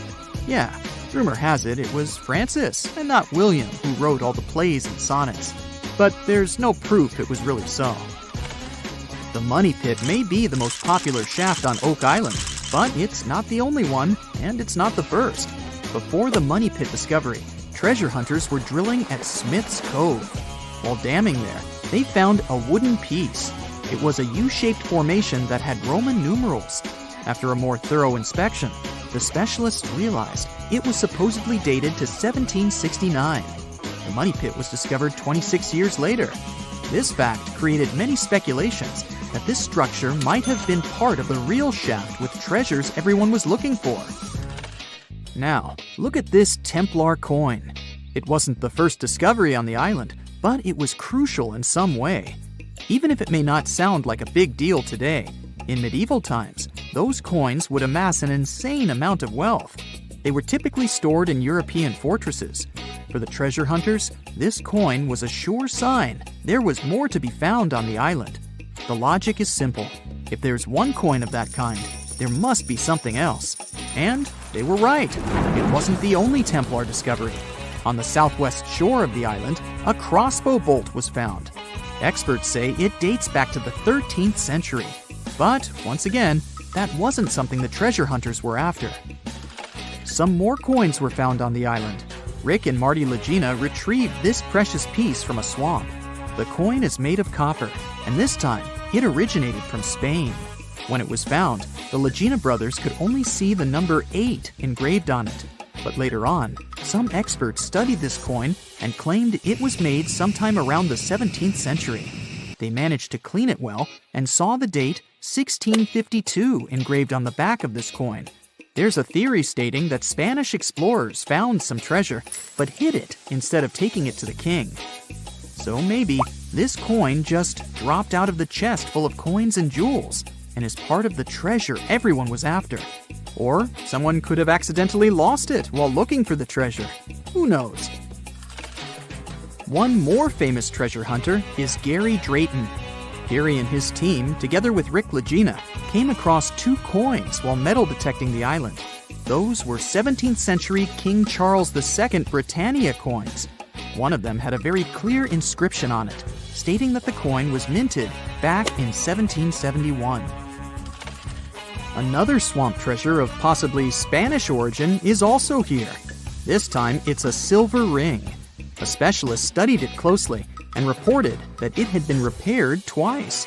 The ring was once made bigger, and it was also made smaller once. It's decorated with a floral design, which was popular in Europe in the 1730s. Among all the other curious things, Rick and Marty Legina found a silver button at Isaac Point. The button's pretty old. It supposedly dates back to the middle of the 18th century, and the notorious Money Pit was discovered later. This is why it wasn't a big deal of a find. It could simply belong to some farmer peacefully raising livestock on the island. There's no official record of any chest full of gems and coins found on Oak Island, but enthusiasts did find some jewels there. First off, the team found a brooch with a magnificent red gem.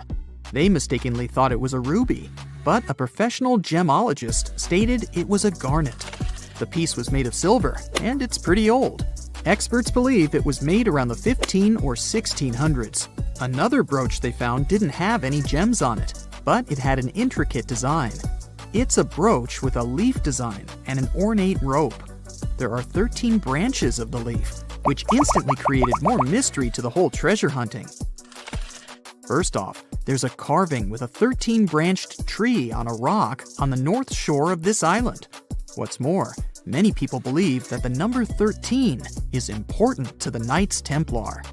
The enthusiasts also found a brooch not far away from the place where Daniel McGinnis, the guy who found the money pit, lived. The brooch was shown to a professional gemologist, Charles Luton Brain. He had to break it to the team that there were no gems adorning this piece of jewelry. In fact, the stone that seemed to be a gem was just a piece of glass.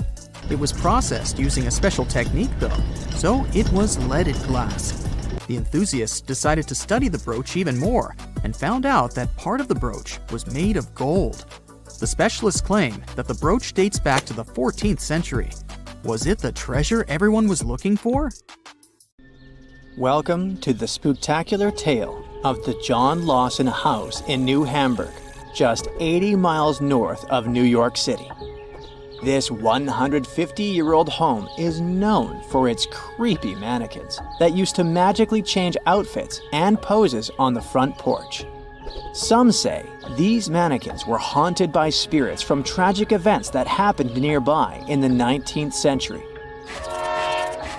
Back in the day, the Lawson family built this historic home in a bustling Riverport village.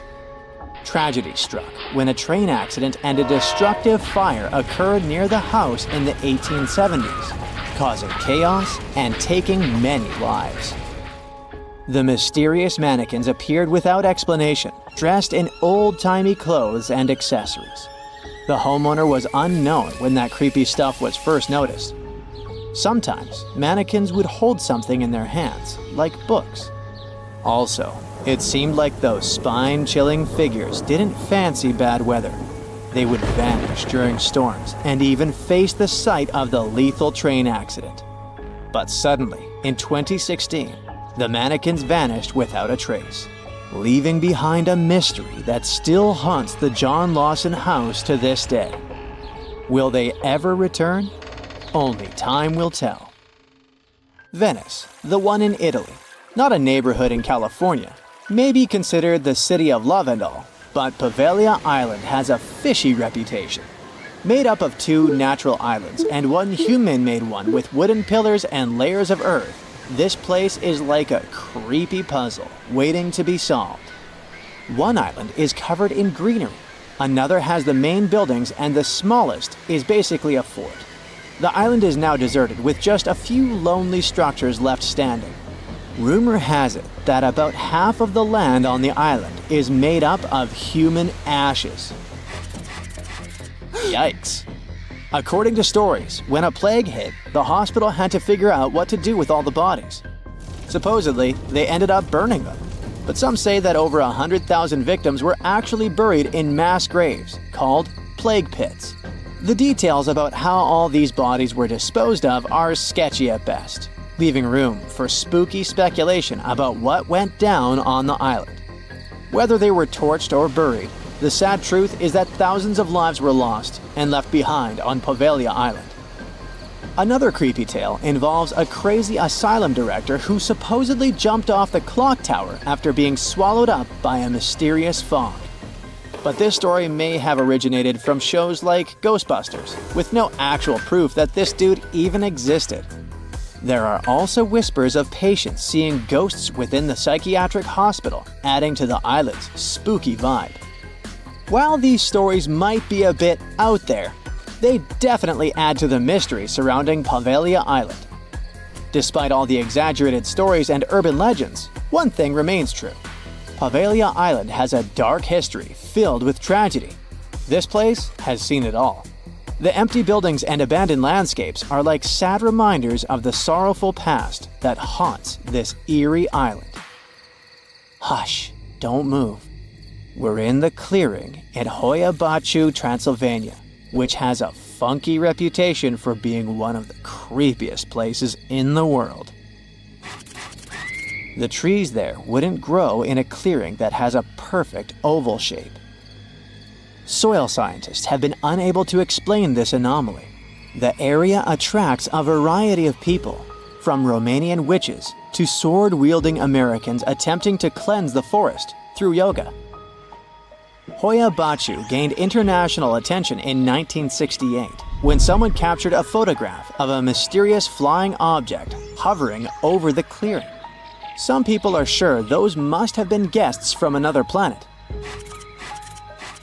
This event, along with the alleged paranormal occurrences reported by visitors, has added to the forest's enigmatic reputation. Local guides also share other anecdotes linked to this forest. For example, some time ago, a group of 60 people from Bucharest attempted to open a gate into another dimension there. If a paranormal forest doesn't send shivers down your spine, maybe this place will. Yep, there's a whole settlement at the bottom of Lake Lanier, Georgia's biggest lake, and it's filled with a secret American horror story. Terror, ghosts, and other paranormal stuff. The whole shebang. There are many spooky tales about Lake Lanier. Fishermen have reported seeing ghostly kayaks, and stories circulate about women with no hands haunting the Jerry D. Jackson Bridge. Plus, the lake has a dark side, with over 500 demises since it was created and more than 200 since 1994. People talk about good swimmers getting snatched under the water, mysterious boating accidents, and vehicles crashing into the lake for no reason. Locals will straight up tell you, don't go to Lake Lanier. And with the lake stats, it's hard to argue.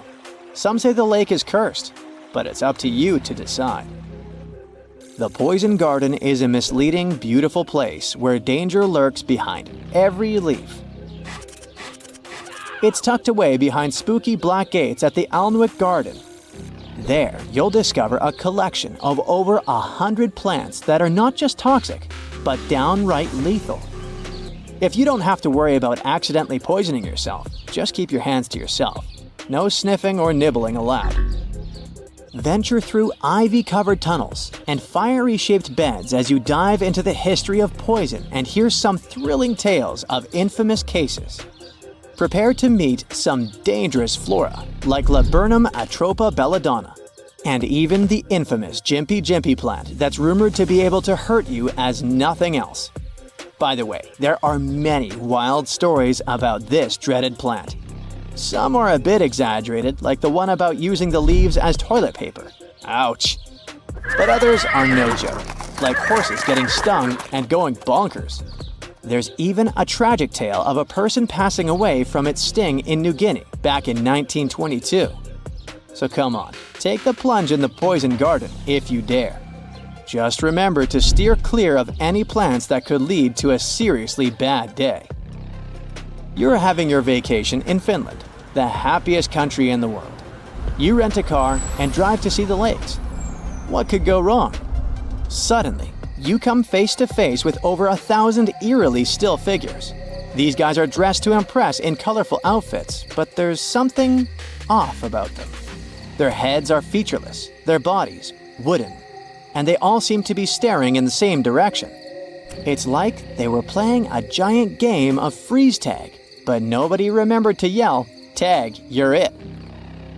These silent sentinels are known as the Silent People, and they've been scaring people since 1988.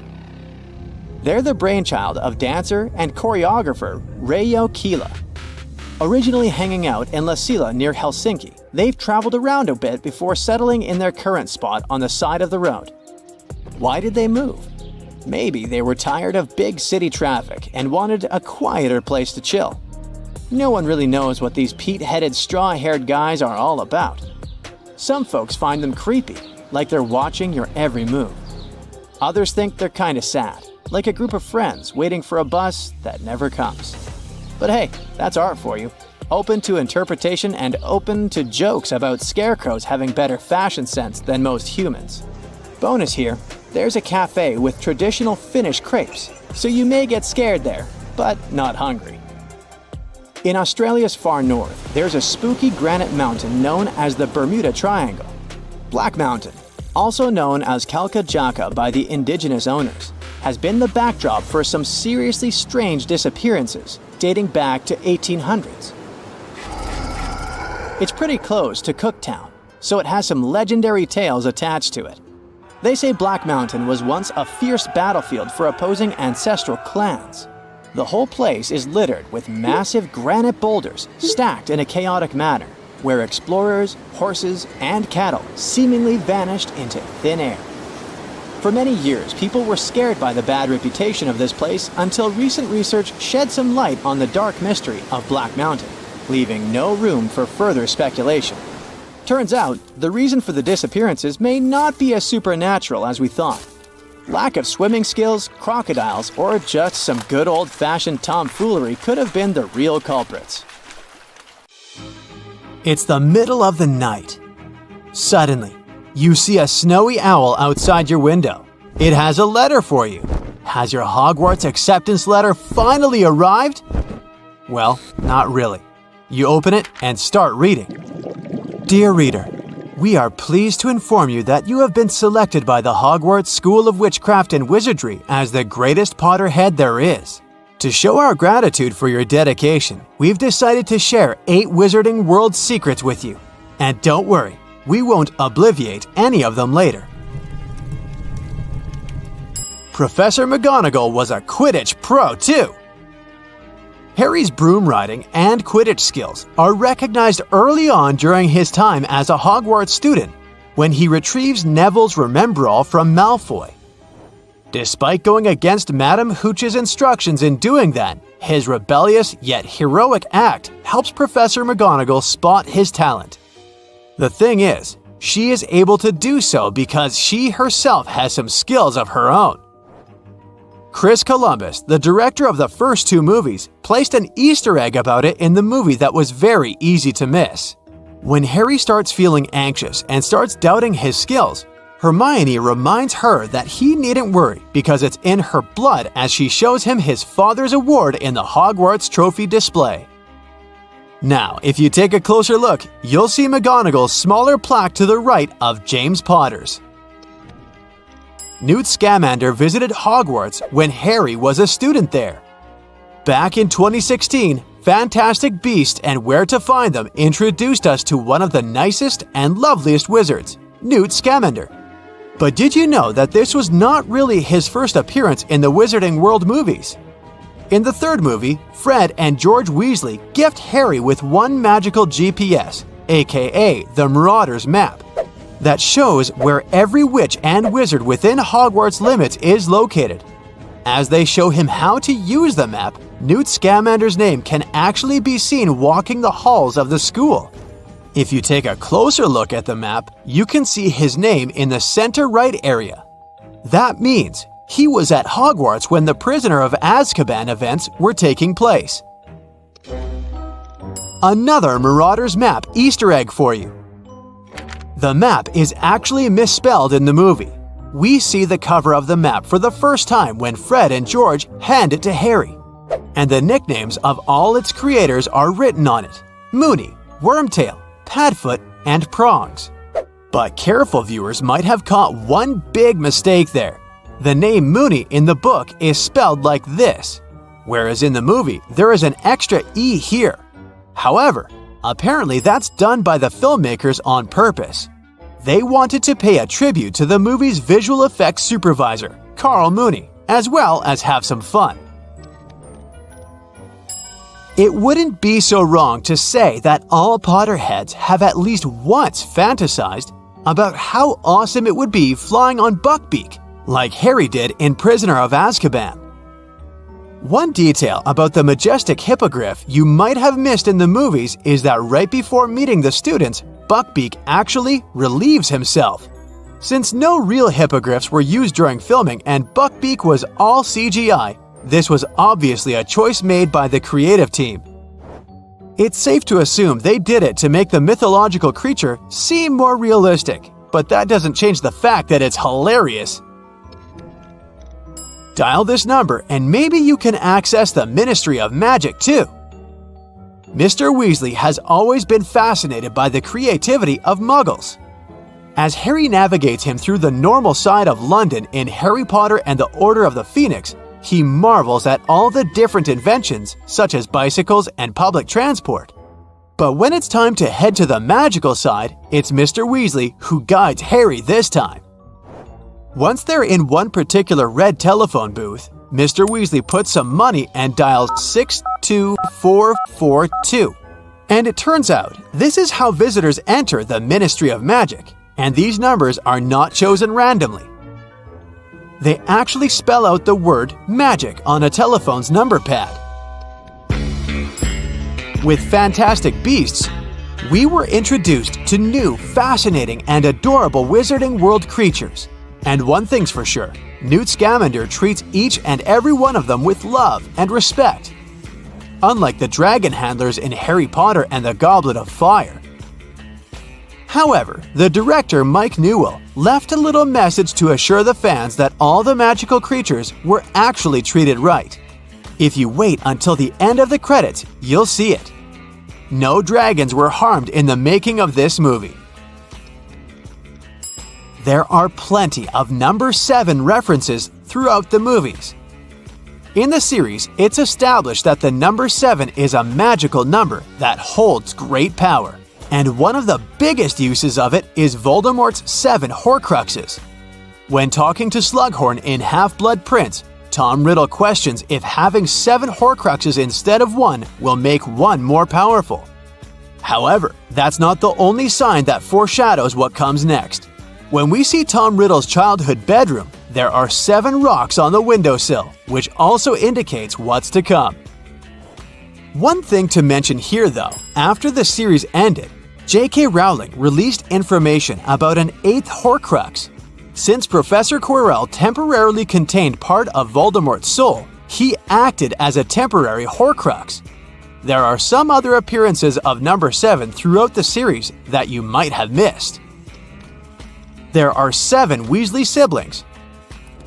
There are 7 core magical classes.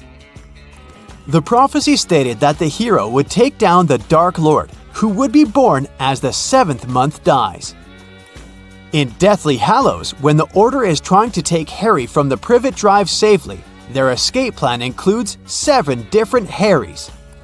There are 7 different obstacles guarding the Sorcerer's Stone in the book.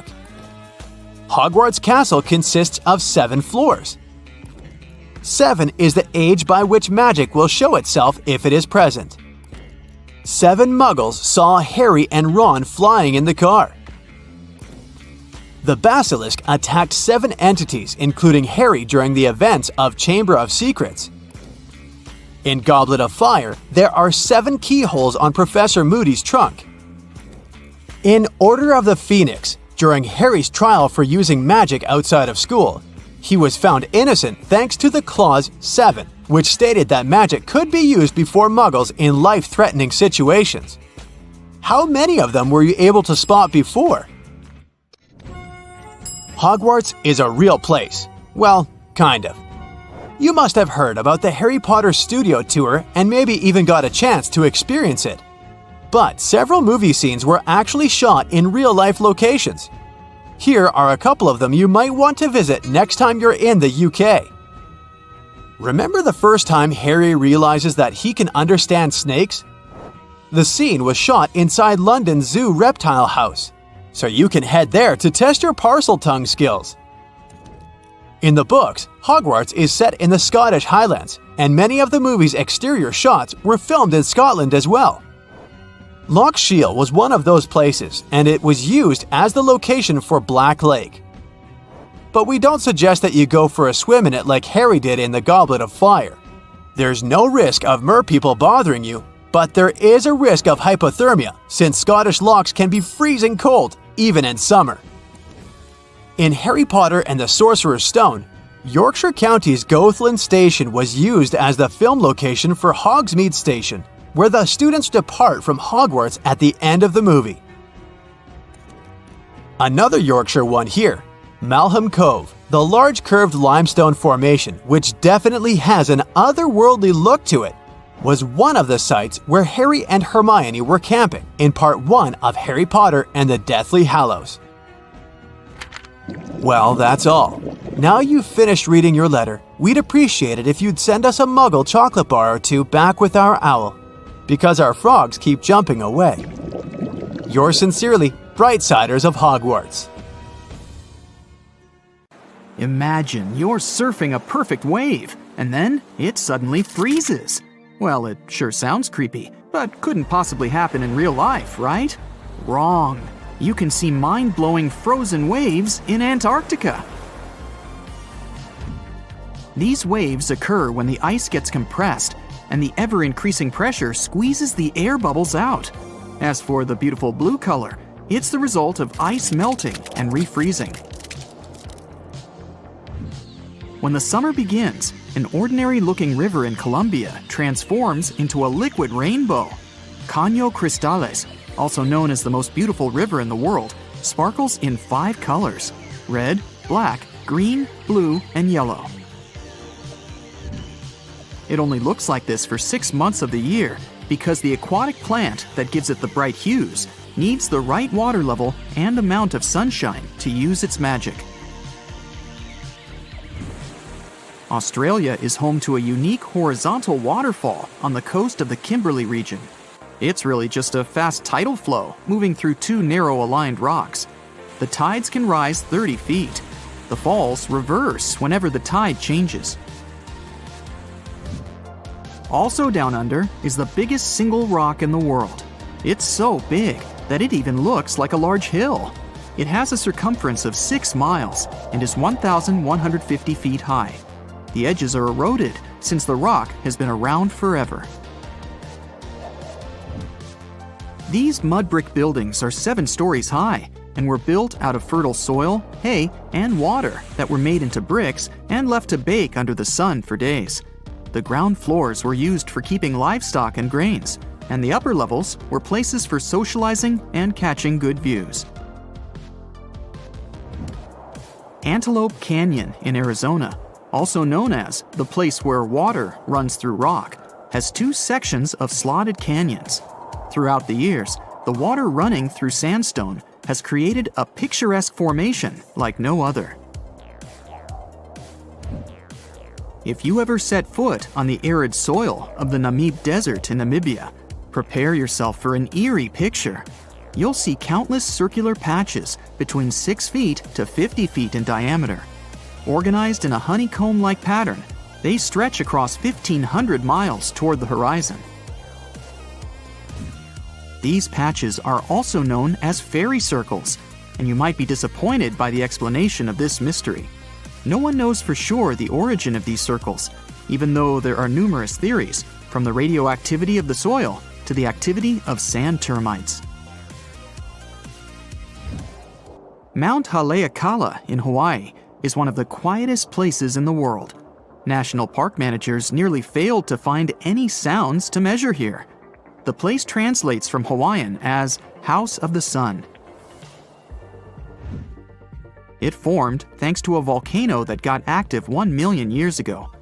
The lava flows built up over the years and grew into a mountain. It has its own climate and weather that's impossible to predict. It takes almost a week by ship from South Africa to travel to the world's most isolated settlement of Edinburgh of the Seven Seas. You'd need special permission from the local government to visit as a tourist. About 300 locals all treat each other as family, grow their own food, and keep their island impeccably clean. Daintree Forest in Australia is the oldest rainforest in the world. It has been around for over 100 million years. Daintree is home to some unique animal species, 12,000 different types of insects, and about half of Australia's frog, butterfly, and bat population. The rainforest also has around 3,000 types of plant species. Rocks that travel are called sailing stones because they seem to move across the dry lake bed of Racetrack Playa in Death Valley National Park, California. As the rocks move, they leave behind a creepy trail that used to have scientists baffled. After all, some of the boulders weigh more than 660 pounds. On top of that, some of the trails are curved, while others are mostly straight, with unexpected turns to the right or the left. But eventually, NASA experts cracked the mystery in 2006. It turns out that in winter, the lake fills with water, covering the boulders at the bottom in ice. And since ice is pretty buoyant, underwater movements and winds make the stones move across the lake bed. In their wake, they leave bizarre tracks, only seen when the water evaporates in the summer.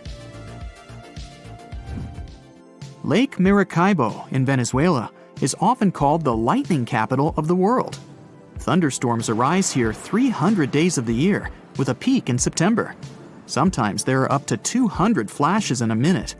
It happens because cool air coming from the surrounding Andes meets with warm air from the Caribbean Sea and generates electricity. Some places on Earth have less gravity than others. Canada's Hudson Bay, for example, used to be covered by a super thick and heavy glacier during the last ice age. The ice had pushed tons of rock mass outward when it started to melt. The smaller the mass of an object, the less gravity it has. It'll take another 5,000 years for the Earth to get into its original shape in this spot. Until then, you'll always weigh less here than anywhere else in the world. Five Flower Lake in China's Zhoujiago Valley changes its color from amber yellow to emerald green, dark jade to light turquoise, and sometimes coral. It never freezes thanks to underwater hot springs and never melts or dries up, unlike other neighboring lakes. The locals believe it's made up of pieces of a mirror that fell down from the sky.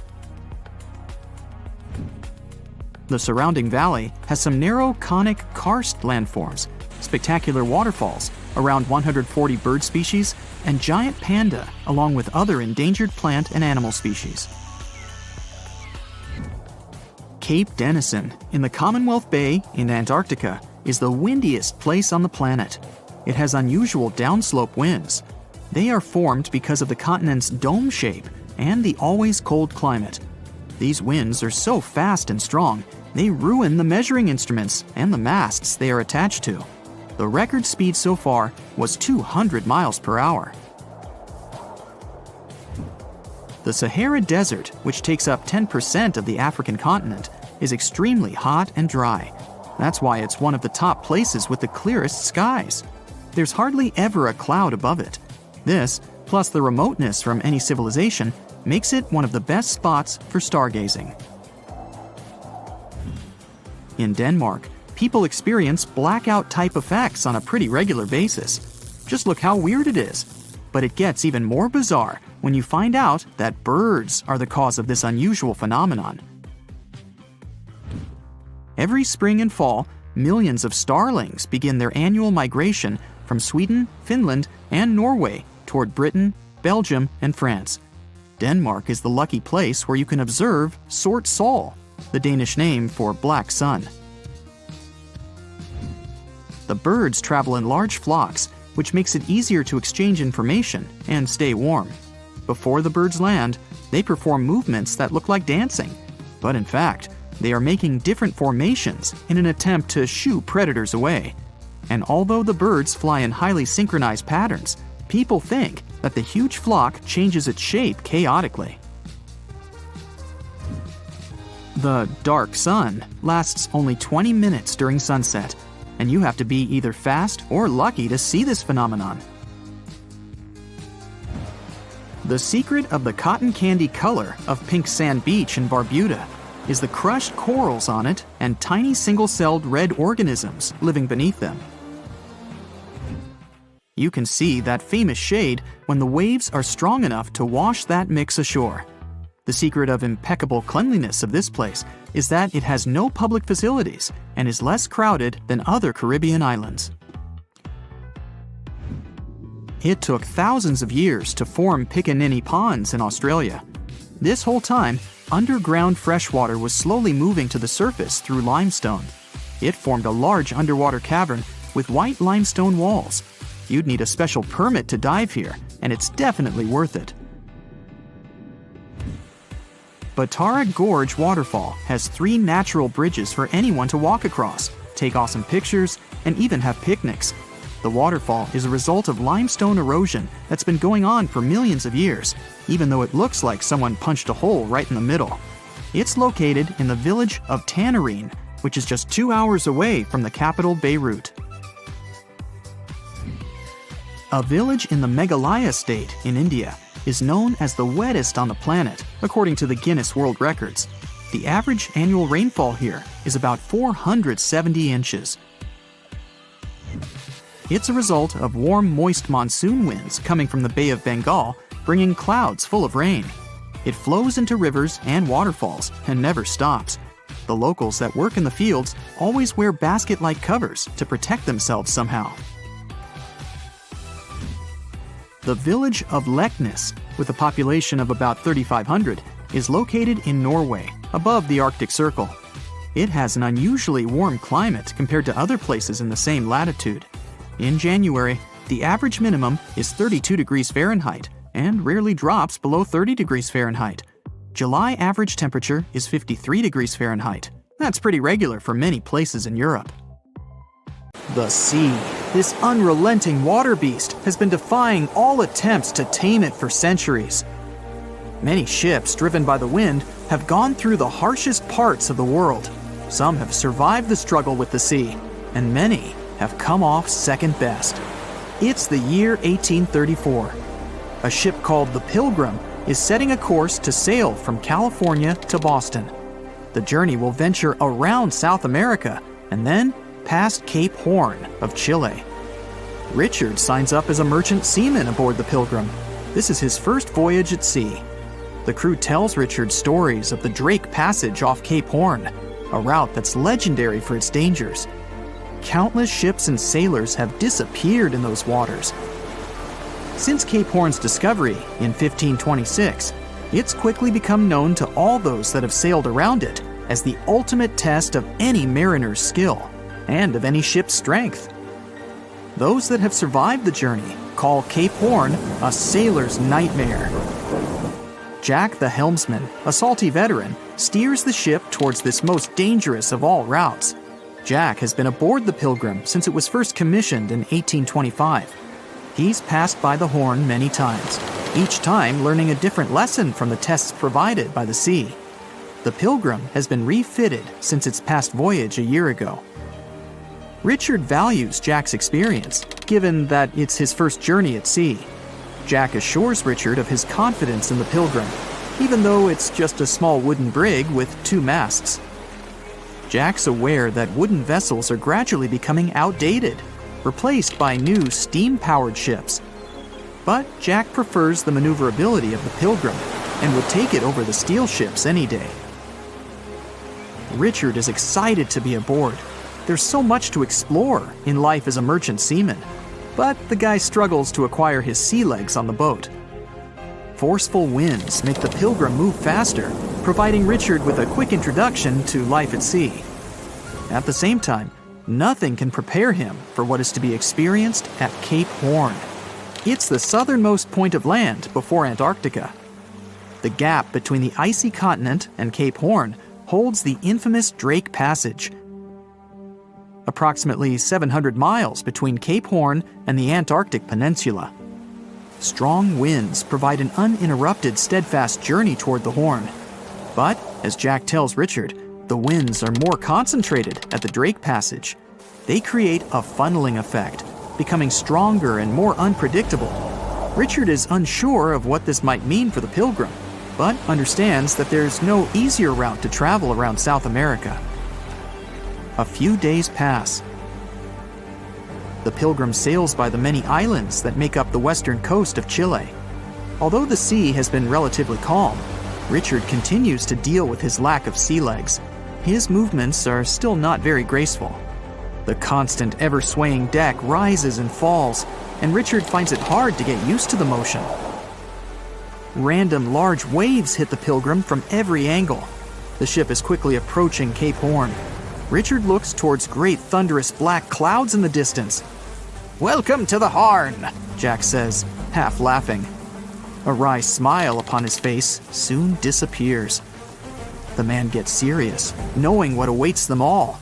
Stronger winds start blowing the sails as the crew scrambles to hang onto the ropes. Richard desperately sets to adjust the aft sails, adjusting for the constant change in strong southerly winds. Jack holds firm at the helm, knowing the importance of his role. He's wary of the swell. It can build very quickly the further south they travel.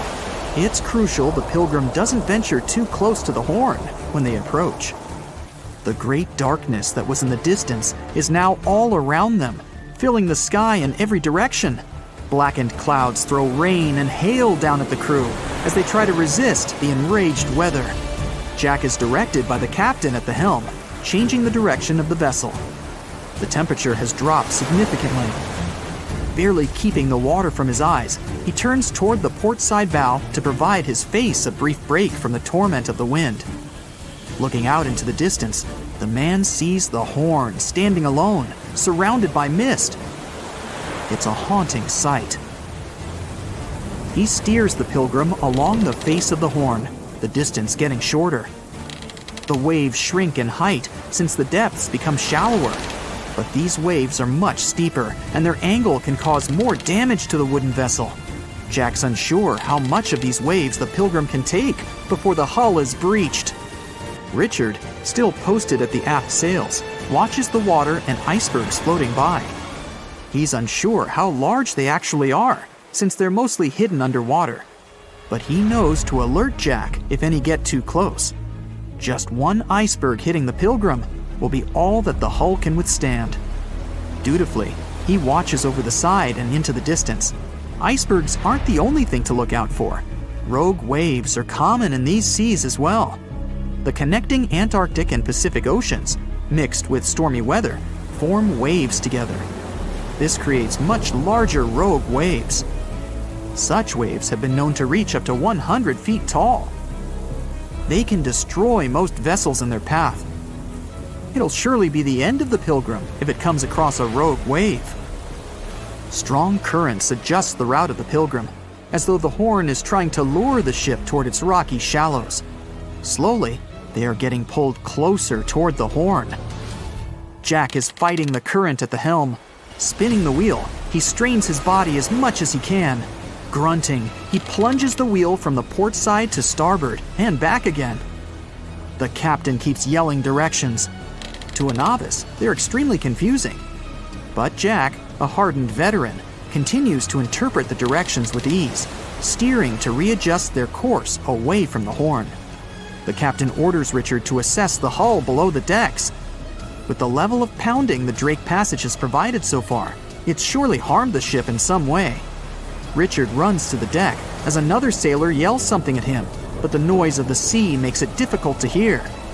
A wave hits the side, flowing onto the deck. Richard manages to hang on to the mast before he's almost swept overboard. The entire front deck seems to be underwater.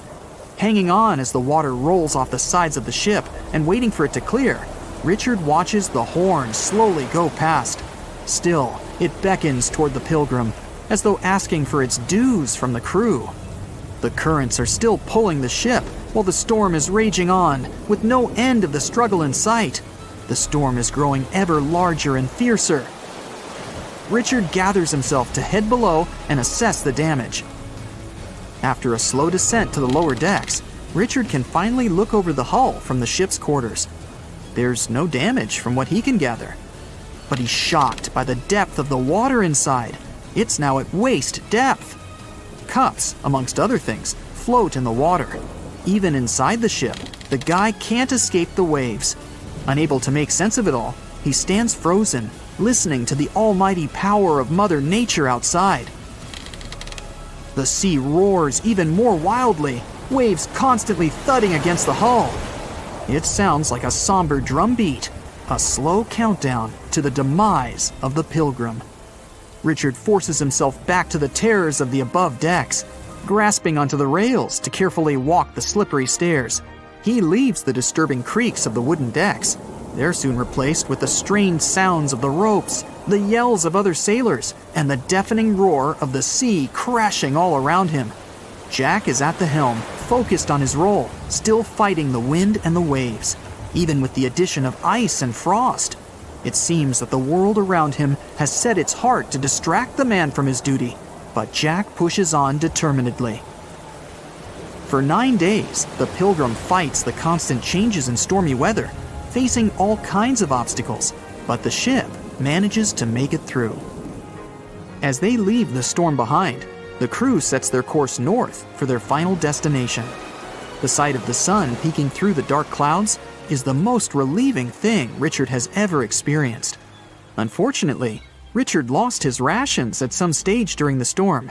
At sea, if your rations are lost, it's your own bad luck.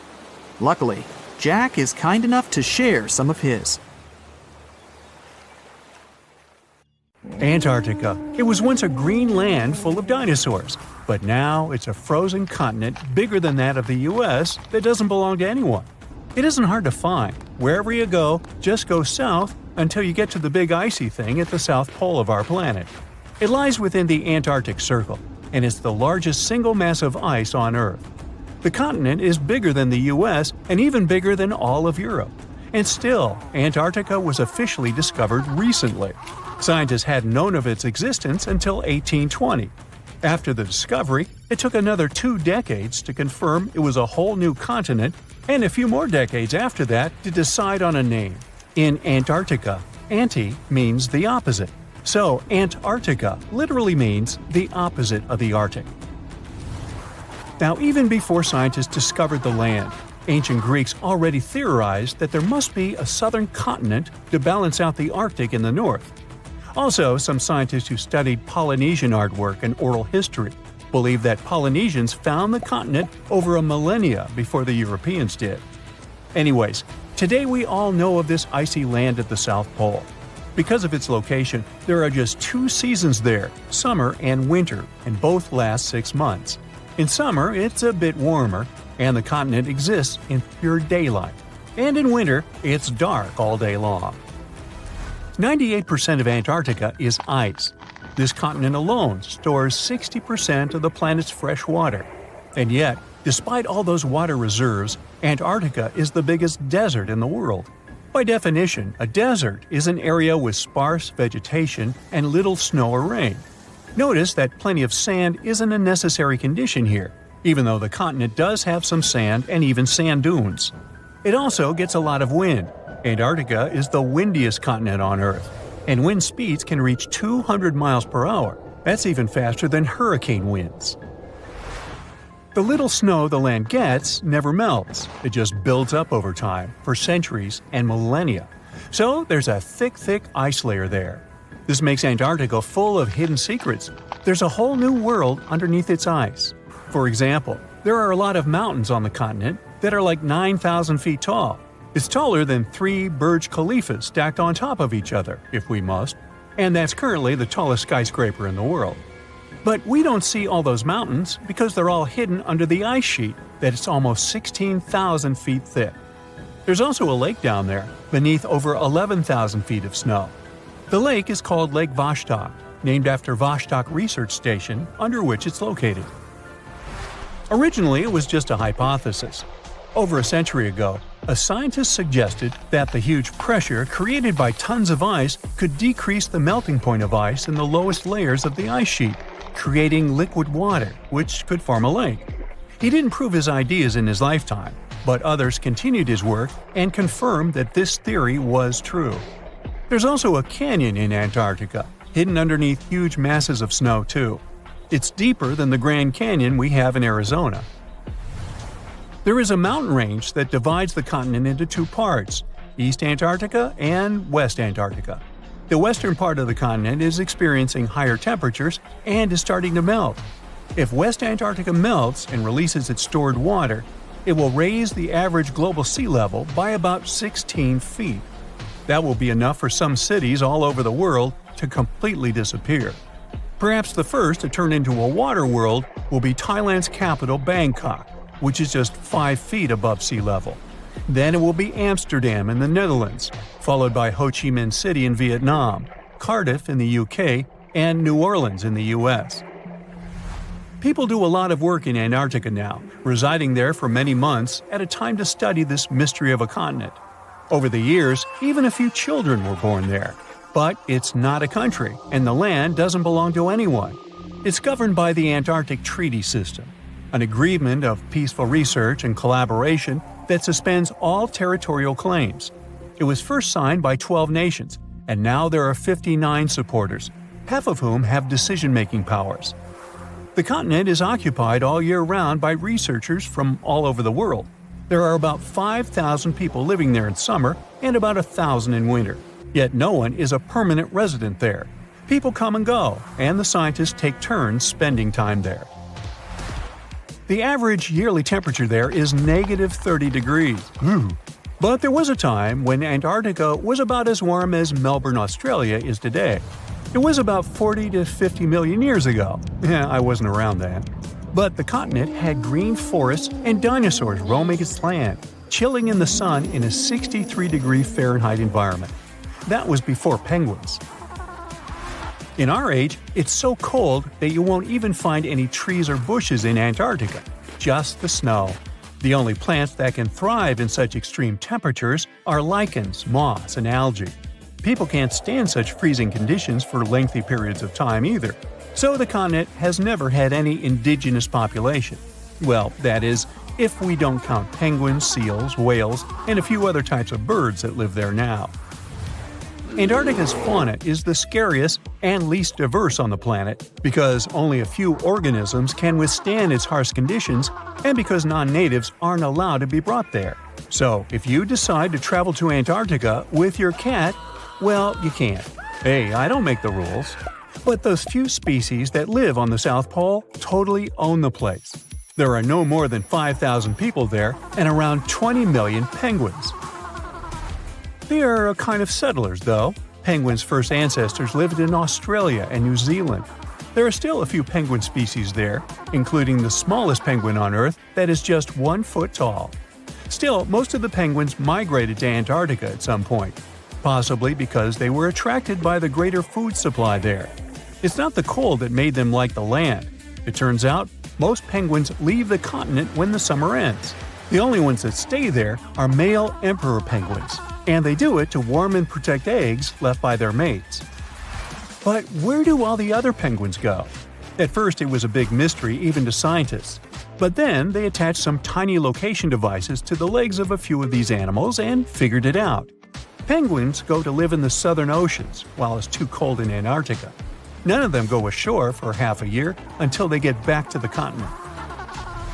When they come back, it's when those eggs, left for male penguins to nurture, start hatching, and so penguin families can be together when it happens.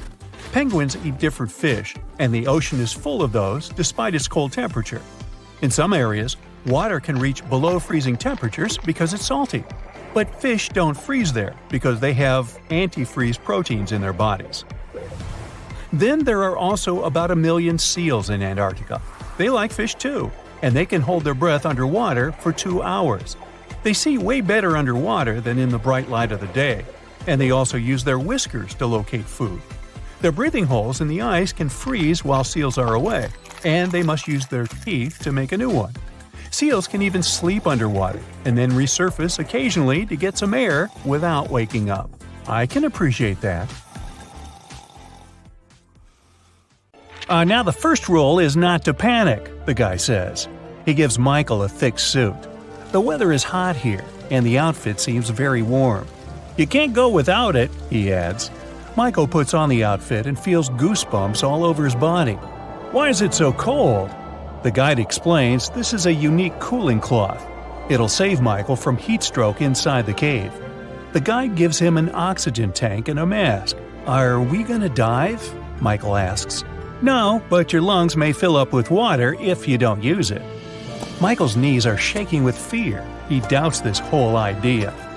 Welcome to one of the most dangerous caves on the planet, the guy says as he enters the dark space at the foot of a mountain. This place is called Crystal Cave, and it's located in Mexico. Magma had leaked here from the hot bowels of our planet 26 million years ago. It was coming and cooling down again and again. There was so much magma that it formed a mountain. Along with magma, mineral-rich water got here. It had been seeping through the rock tunnels and had formed a cave under the hill. Then, something strange appeared in these hot waters, something that seems to be from another planet. Michael is going down the road. He illuminates the bottomless darkness with a flashlight.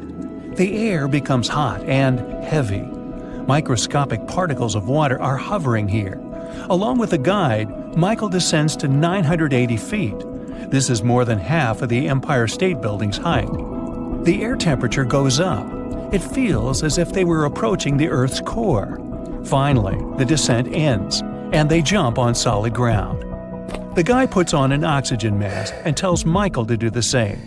You can't breathe in such moist and acidic air. The lungs can fill with water, which will lead to disastrous consequences. The air here feels to Michael as if he's walking through a very thick fog. The temperature rises up to 136 degrees Fahrenheit. It's higher than in the world's most hot deserts. Michael lights his way and notices something big, white, and shiny. It's a huge crystal beam sticking out of the ground that's reaching up. The whole cave is filled with these huge things. They stretch in different directions and rest against the ceiling and the walls. Somewhere they block the path, and somewhere they are like bridges. Michael climbs onto one of the crystals and walks on it. The guide explains that each column is made of gypsum. You know this substance as it's used to produce building material, plasterboard. Michael touches the hard surface of one of them. It seems that some ancient civilization could have built it. The guide says that everything inside this cave is natural. For the first time, this place was discovered by 2 miners in the year 2000. Since then, scientists have managed to find out that some crystals are 500,000 years old. You can also find one of the largest natural crystals in the world here. This beam is about 36 feet long and weighs 55 tons. This place is filled with water rich in calcium sulfate. This element is capable of forming minerals. A colorless variety of gypsum prevails here. The water and warm air help form the crystals. Humidity and temperature haven't changed for centuries, so these columns continue to grow even now. This place is fascinating. Michael wants to stay here longer to explore the cave, but unfortunately, it's dangerous. They may get lost or slip on the gypsum rocks. Plus, they're running out of oxygen, so they have to climb back up. They come out of the cave and meet the police. It turns out that it's prohibited for tourists to enter the cave. Even scientists must get special permission to go here. And it's for a good reason, since the cave is one of the most dangerous places on Earth. Michael and the guy pay a fine and leave Mexico. The next stop is Italy. "It's a good thing you've taken a good camera with you," the guide says. "This is one of the most fascinating caves in the world. You need the best equipment to capture this beauty." Michael and the guide are on a small boat. They sail along the coast of the island of Capri, Italy. Luckily, there won't be any danger this time. They are approaching a small rift inside the mountain. This is the entrance to the Blue Grotto. The hole is so tiny that only one boat can pass through it. Michael and the guide get into another dimension. The cave is filled with water. The walls are shining with blue light coming from the lake's depths. Michael takes pictures of the cave and notices that the entrance they got through glows with a bright white light. It's the sun's rays illuminating the cave as they enter it. There's another hole under the water. The sunlight penetrates through it, filling the lake with a blue glow. But it's time to move on. The next cave is in New Zealand. They arrive to the North Island. There's a place deep underground with winding, intricate caves. They appeared here about 30 billion years ago. Michael and the guide approach the entrance to the dark cave. Michael turns on a flashlight. "Take it away," the guy says. "You won't need it inside." They come in. Michael opens his mouth in surprise. The whole cave is filled with glowing lanterns. They are all living creatures, fireflies. They're shining with a blue light. Michael feels like he's on another planet. The entrance to the cave is limited to not harm the fireflies. Scientists use automated equipment to monitor the cave. They watch the temperature and the level of carbon dioxide necessary to maintain the life of glowing beetles. If many people get here, the level of carbon dioxide will increase. The time for a visit is also limited, so they ask Michael and the guide to leave the place. "Now, we're going to see something creepy," the guide says. "Are you ready?" And the next stop is California. The place is called Moaning Caverns. The cave seems quite ordinary from the outside, but the guide looks a little nervous and scared. They attach the rope to the belt and begin the long descent. The bottom is 165 feet deep. It's the height of a 15-story building. It seems not so big compared to the Crystal Cave. As Michael is going lower, it's getting cold and dark. At this point, all sounds from above disappear. They slowly sink into an ominous silence. "What is it?" Michael asks, startled. "I think I've heard someone's voice downstairs." The guide touches his lips with his finger to keep Michael silent. A long, prolonged human moan is coming from the dark cave depths. In the first seconds, Michael freezes. Then he quickly climbs up along the rope. The guide laughs at him. They hear another moan. Michael gets out of the cave and pulls the guide's rope to get him out. The guide says this is one of the creepiest caves in the world. The air and wind circulate deep inside and create a sound similar to a moan. Tourists often go down there to tickle their nerves. Also, they found about 100 skeletons of ancient people at the bottom of the cave. And no one knows how they got there. Michael doesn't want to go back inside the cave. He asks the guide to tell him how caves form. It turns out that it all starts when the ground absorbs acid rain consisting of water and carbon dioxide. The liquid penetrates through the soil and comes into contact with hard rock surfaces. When water touches limestone or dolomite, it dissolves them and helps to form an empty space. Every year there's more and more space around. The rain continues to fall and accumulate in this open area. Then the water forms a stream or an underground river.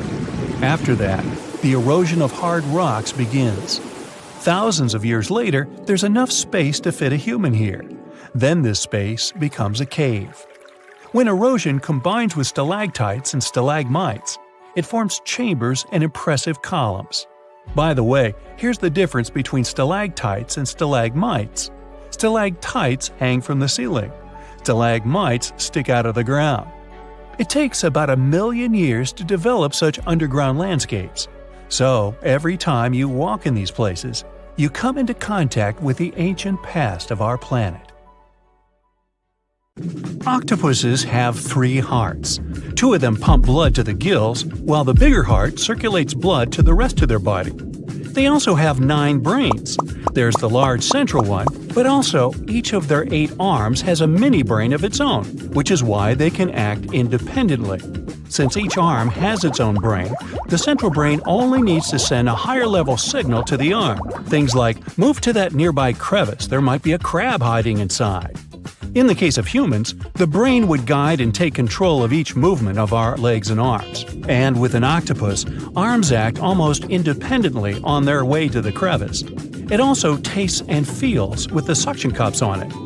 Since their arms are so independent, an octopus doesn't actually know where they are unless it sees them. The human body has an ability called proprioception. Thanks to it, we know where our arm is, even if we hold it, let's say, behind our back. 1816 is known as the year when summer didn't come. In April 1815, there was a massive explosion on Mount Tambora in Indonesia. It sent enormous clouds of volcanic ash up into the atmosphere. The majority of the northern hemisphere got covered with a shroud of dust and dirt and kind of refused to settle. In June of the following year, the cold winter didn't just come to an end. Frost damaged crops and snow and rain persisted during the whole summer. In Iceland, you'll find some of the most breathtaking sceneries on our planet. Jagged mountains, fjords, hot geysers, ice fields carved into the landscape. Stunning yet intriguingly black sand beaches, such as Reynisfjara Beach. Most of the sand on beaches is generally formed from rocks that have broken down because of weather changes and erosion through thousands or even millions of years. And on Rainisfjara, the sand is a striking black color, and that's because of volcanic activity. Lava came out of an erupting volcano, got to the surface, cooled, and then hardened in the Atlantic Ocean, creating such a fascinating black hue. This beach is so magically stunning, but it's also very dangerous because of its sneakier waves. That's when a few smaller waves join together into a single, really big one. This phenomenon can happen when ocean currents force waves together, or in the case of Rainisfjara, when such waves come from an offshore underground cliff and get an even stronger pulling effect. Considering the ocean's low temperatures too, it's definitely better to just take pictures from a safe spot. Some trees talk to each other. Not the way we do, of course, but, for example, acacia trees that grow over the African savanna can warn each other if there's something dangerous coming. When some animals, such as antelopes, gobble up its leaves, the tree immediately starts producing more tannin, which is toxic to animals. They also emit a special type of gas that travels through the air and warns other trees they should protect themselves too. You're stargazing, such a chill night, and then a flash of bright light streaks through the night sky. A shooting star, so cool. But what we see is not actually a star, although we call it that way. They're meteors, which are basically small chunks of dust and rock moving through space. As they're passing through our atmosphere, they cause something called friction when one thing rubs against another, and that's why they glow. Also, the friction causes heat. Dust and rocks get extremely hot as they fly through the atmosphere, and the heat makes them glow until the moment they burn out and turn into what we call the shooting star. Sunsets in deserts are extremely beautiful because of the spectacular colors they produce a bit more than elsewhere. Sunlight consists of various shades of the color spectrum. When the sun is high in the sky, these colors mix together and our eyes see them as white. But as the sun gets lower, its rays have to go through a thicker layer of atmosphere before they get to us. The atmosphere then scatters shorter wavelengths of light, like blue and purple, before we can even see them. That's why the longer orange and red wavelengths stand out. In urban environments, air pollution can make sunset colors duller than everywhere. The clean air in deserts allow the vivid colors coming from the sun to shine through at twilight. Also, the moisture, water vapor, and rain-engorged clouds can mute the sunset's hues. Since there's no rain, clouds are thin and wispy, so they filter and reflect sunlight instead of blocking it. Bamboo grows really fast. It's actually the fastest growing plant on Earth, sometimes growing about 3 feet in just one day. You can find it in dense forests, where only a little light gets to the ground, which means bamboo is under strong pressure to reach the sunlight as quickly as it can. There's an underground stem that connects bamboo shoots to their parent plant, so the shoot doesn't really need leaves of its own until it gets to its full height. Also, bamboo grows faster than other plants because it doesn't waste its time and energy on growing rings that thicken the stalk. It's just a thin, hollow stick that grows straight up. You'll notice some of the big trees have shallow root systems, sometimes even 10 inches deep in the ground. The roots generally need access to oxygen and water, and they can mostly find it in special underground pockets called soil pores. When a tree has ideal moisture and soil conditions, it can send roots deeper down under the surface and get what it needs. But most of the time, conditions are not perfect, considering bedrock, stones, and compact soil that physically prevents the roots from going down. Such obstacles also prevent the roots from getting the needed oxygen. So, when life gets tough, the tree will take an easier option. Its roots will stay close to the surface and spread out in different directions. Drought conditions are another reason trees can have shallow root systems. By staying closer to the surface, they can take most of the rainfall collection. Plants are exposed to the sunlight most of the time, but they still don't get sunburn. They appeared on land about 700 million years ago, and one of the key things they needed to survive was something that would protect them against the ultraviolet rays coming from the sun.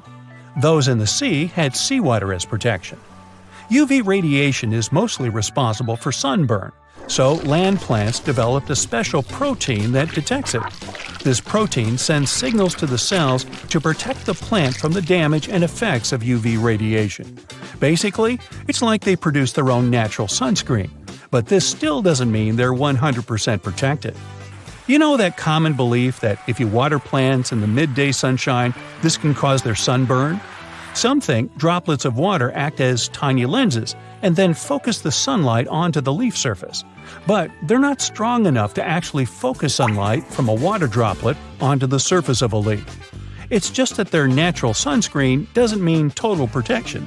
Too much exposure to UV radiation damages cells in the leaves and bark of the majority of plants. Earth's core is as hot as the surface of the sun. You'd think it could easily melt our entire planet, especially since the core is only 1,800 miles away from the surface.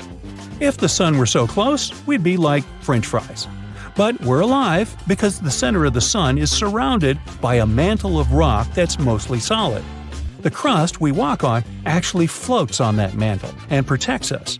If the sun was close, we'd only have empty space to protect us, and you and I wouldn't be talking. Also, to melt the entire planet, you'd need way more energy than the heat in its core. So there.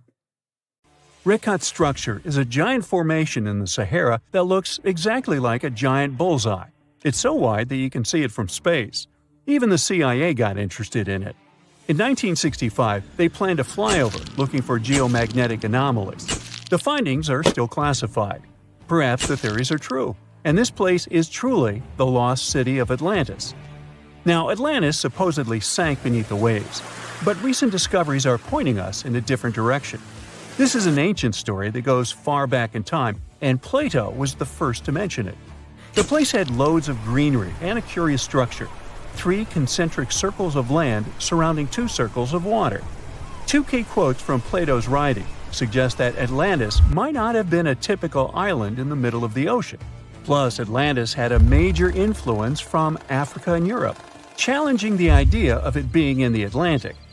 It turns out that the Eye of the Sahara and Atlantis look alike. When astronauts saw the Eye of Sahara from above, they initially suspected a meteorite impact crater, but the rings of the structure matched the layout described of Atlantis.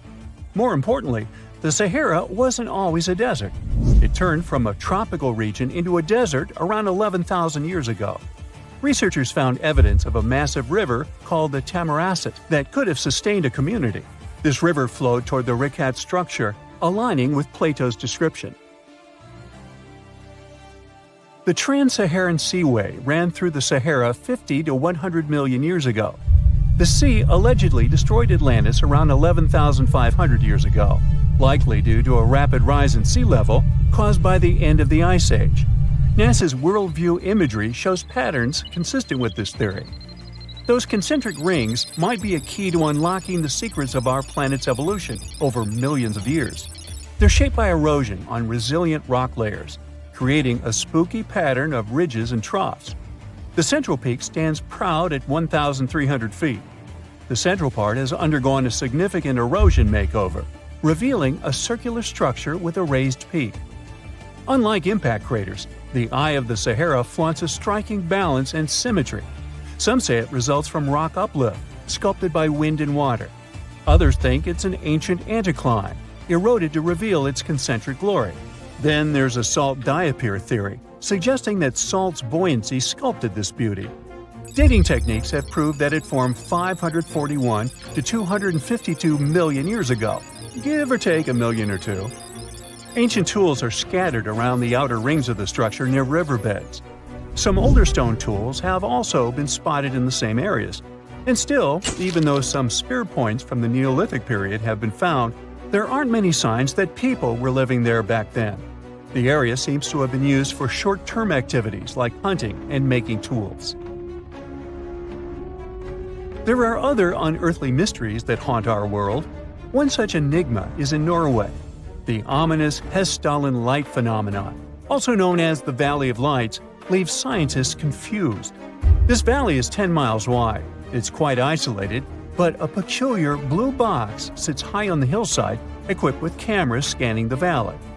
The unsettling saga began in the 1980s, when the night sky over Hessdalen erupted with burning fireballs, a recurring spectacle that sent shivers down the spines of those who witnessed it. This wasn't a fleeting occurrence, rather it became a regular thing. Terrified locals reported encounters with these unexplained luminous phenomena, some of which happened near their homes. Unease spread like wildfire. At its peak, there were about 20 sightings every week. The phenomenon made its way into newspapers, magazines, and media worldwide. Soon, people flocked to the valley, hoping to see the lights themselves. In 1984, experts joined the fray, armed with sophisticated instruments like magnetometers, radiometers, and other ometers. What they encountered was mind-bending, lights that defied explanation. Some moved at a leisurely pace, while others raced through the sky at an astonishing 19,000 miles per hour. People tried to explain these lights: airplanes, distant reflections, ball lightning, satellites, planets, meteors. But the speed and how these lights danced ruled out all those theories. We're slowly approaching another mysterious place. This is the greatest subglacial lake among Antarctica's 675 known lakes. It can easily hide unknown life forms. This lake is beneath the East Antarctic ice sheet. Dive about 2.5 miles under the ice, and there you'll see Lake Vostok, located at 1,600 feet below sea level. This lake is 155 miles long and 31 miles wide at its broadest point. With an average depth of 1,400 feet, it's also the world's sixth largest by volume. It's like an underwater city with lofty pillars and deep basins. The secret lake was discovered in 1993, yet it had been waiting to be found down there for over 2,000 years, collecting ancient secrets. In 2012, scientists drilled through the ice, creating the longest ice core ever. They pierced the ice all the way to the lake's surface. The year 2013 brought an unexpected twist when the tranquil waters erupted during the extraction of an ice core, mixing with drilling fluids. Then they got a pristine water sample in 2015. Some believe there might be previously unknown life forms down there, since it's a fossil water reserve that's been untouched for millions of years. That could be a lot like those speculated ice-covered oceans on moons like Europa and Enceladus. It all started with a theory in the 19th century, suggesting fresh water lurking under Antarctic ice sheets. Then, in 1955, seismic soundings hinted at a subglacial lake, and by the 90s, satellite data confirmed Lake Vostok's existence. Now, Lake Vostok isn't alone. In 2005, they found an island in the middle of the lake. Then, two smaller lakes joined the party. They suspect that a secret network of subglacial rivers might link these lakes. Now, very far away from Antarctica, in Venezuela, Catatumbo lightning presents a sinister light show at the junction of the Catatumbo River and Lake Maracaibo. This unsettling lightning phenomenon happens at about 140 to 160 nights a year, going on for 10 hours a day, and can flash up to 280 times in a single hour. The frequency of this lightning show changes with the seasons and from year to year.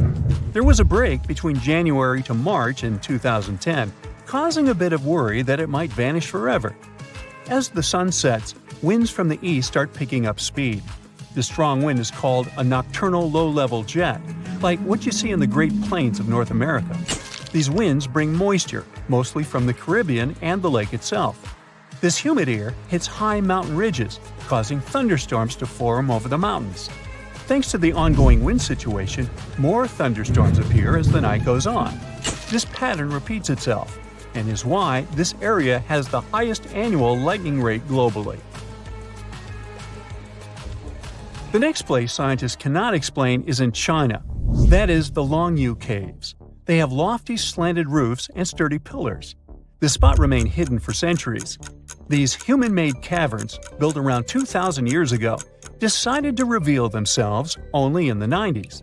Local farmers drained some ponds and unveiled 5 massive caverns. Further digging exposed an additional 19 smaller caves. They range from 60 to 110 feet in width and 26 to 50 feet in height. Archaeologists found historical relics from the reign of Emperor Zhuan of Han, dating back to over 2,000 years ago. Now, how did these caves survive for more than 2 millennia without falling apart? No ancient records explain the way they were crafted either. The walls show chisel marks, hinting at some layer-by-layer chiseling action, but the exact construction process is still a head-scratcher. A strange lake appeared in India 52,000 years ago. It was formed here literally out of nowhere. I recall it was a Wednesday. Anyway, for tens of thousands of years, people came up with various scary stories about the lake. Some locals believe this place was cursed. Others think that the lake's bottom hides the gateway to the underworld. But those are all legends. The real reason for the appearance of this Lonar Lake is even more surprising. At first, scientists were sure that the lake was an ancient crater of a long-extinct volcano. It's in a balsam field made of 65-million-year-old volcanic rock. But then, geologists conducted a detailed analysis of the soil and water and found that Lonar Lake had a space origin. Geologists found a unique glass inside the lake that forms only with a strong impact and energy release. 52,000 years ago, a huge meteorite weighing 2 million tons fell into this place. It was almost 6 times heavier than the Empire State Building. The striking power was so high that the volcanic rock melted and turned into glass. Perhaps the bottom of this lake still contains particles of this giant meteorite that flew to us from the distant space depths. Okay, we have a lake created by a space object more than 50,000 years ago. But even this is not the strangest thing about it. In 2020, the locals noticed that Lonar Lake had turned pink. In just a few days, the salt water mysteriously changed its color. Biologists and geologists immediately took water samples to the Scientific Research Center. The detailed analysis showed that the water contained an increased level of unique microbes. They accumulate on the surface and emit some pink pigment. Soon these microbes settled to the bottom, and the lake became transparent again. Also, rains help the water go back to its usual appearance. These microbes color the lake and make the pink plumage of flamingos even brighter. The birds get food from the Lonar Lake and absorb these pink bacteria. Now, Lonar Lake is a popular place among tourists. But this is not the only thing that may surprise you in India. Our next stop is a small village with about 2,600 people located in a hot rainforest. The locals are very hospitable. They welcome not only tourists, but also one of the most venomous reptiles on the planet. King cobras are crawling in almost every house in this village. Locals are happy to see them as if they were their pets. People share water and food with these animals. They even give the reptiles a special corner where they can relax from the scorching sun. Ah, cobras crawl in houses, schools, and even on the streets. Humans and reptiles are used to each other and feel safe. There has never been a case of a cobra attack in the village. It's the only place in the world where these venomous reptiles live in such harmony with people. Now, imagine a town that consists of many little united villages. The residents are all engaged in agriculture. They know how to extract water from ground rocks, and they bargain well. The town has been thriving for several centuries, and people live happily in it. Then, one day, everything changes. All the residents quickly pack up their stuff and run away from their homes. Overnight, the town becomes abandoned. It is a real story that happened in the state of Rajasthan in 1825. And still, no one knows why the people disappeared from there. The most popular version says that the cruel local ruler collected large taxes from the locals. Then he fell in love with the daughter of the chief of this town and threatened that he would collect extra taxes if the girl refused to be his wife. Citizens decided to support the woman and her father and left their homes in one day. This town is still empty, but the locals from the nearest cities are afraid to approach. Our next stop is the state of Maharashtra. There's a small village there with very positive people. They go to stores, cafes, schools, and banks. Everything here seems quite ordinary, and you wouldn't notice what's so special about this place. But just wait for the night to come. People go to sleep and no one locks their houses. There are no locks at all in this village. The door of any building is always open here. The owners leave the shops, cafes, and libraries open. When locals go to work, they don't lock up their homes either. They don't hide money and jewelry. The reason for this is the complete absence of thefts. The villagers are sure that anyone can get into serious trouble for stealing. According to a legend, about 300 years ago, after prolonged rains and floods, a large black stone slab appeared in the center of the village. This slab symbolized an Indian mythical creature that watched over the locals. At some point, people stopped locking their houses because they knew that no one would dare to commit theft in that creature's face. In 2015, a police station was opened here, but almost no one has reported an incident since then. The building doesn't even have doors because the police don't keep anyone there. Another fantastic place in India is a village in the state of Assam. Hundreds of locals prepare here for an unusual celebration every now and then. They arrange a magnificent wedding ceremony. They set the table, dress up in beautiful costumes, and bring gifts. And all this for the newlyweds. But instead of people, frogs get married here. Locals hold weddings for wild frogs to summon rain. The incredible thing is that the ceremony looks just like a real wedding. The fun can last all day until late at night. Now, there's one dangerous and inaccessible island in India. You can find it in the Bay of Bengal. It's called the North Sentinel. It's a small piece of land that looks like a tropical paradise. But you won't be able to get there. Since 1956, nobody can travel to this place. The Coast Guard is always sailing around and patrolling the area. The reason for this is the local Sentinelese tribe. This tribe lives isolated from the whole world. They don't know about modern technologies, the internet, or television. For centuries, the Sentinelese have lived on their own, away from civilization. And the people from India want to keep it that way. Anyone who approaches their island is welcomed by the tribe with a flurry of spears and arrows. And it doesn't matter if you're coming by boat or helicopter. Another reason why you can't get on the island is the Sentinelese immune system. The Coast Guard is trying to protect the local tribe from possible diseases and infections that outsiders can bring with them. The locals have no immunity from the flu or even a simple cold. They don't know what that is.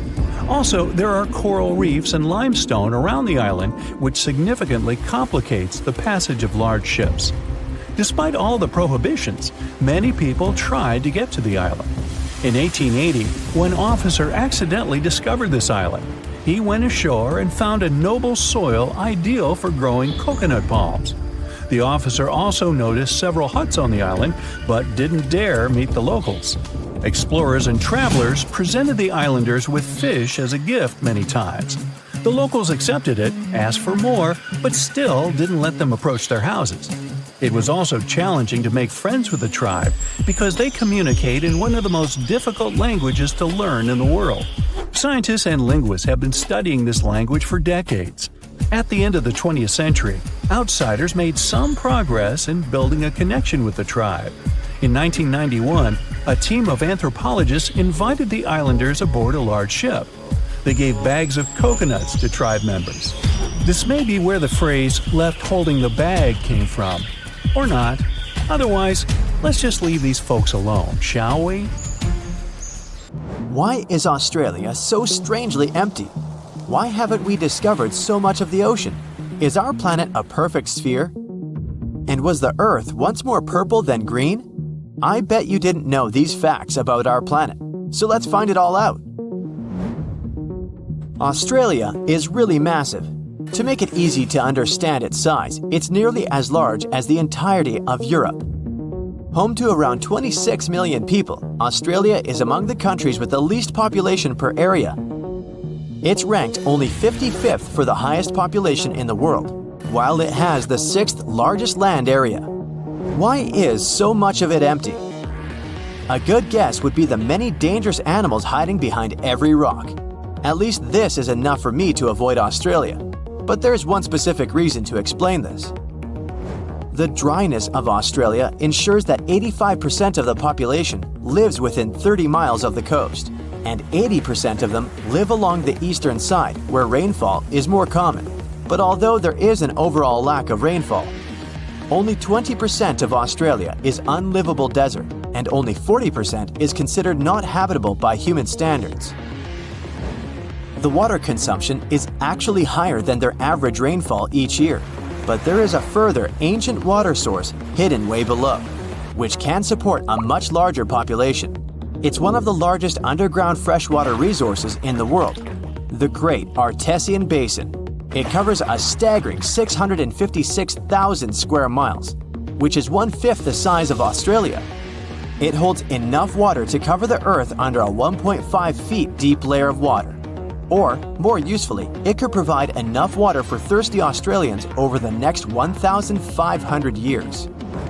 Only 6.5% of Australia has soil suitable for farming, so this doesn't seem like a huge amount. But in case you forgot, Australia is big, and this small percentage is about the size of France. With this massive area available for farming, Australia has more than enough to feed its population, with a further 70% of agriculture products that are exported overseas. So, with plenty of land, food, and water, why are the population figures so low?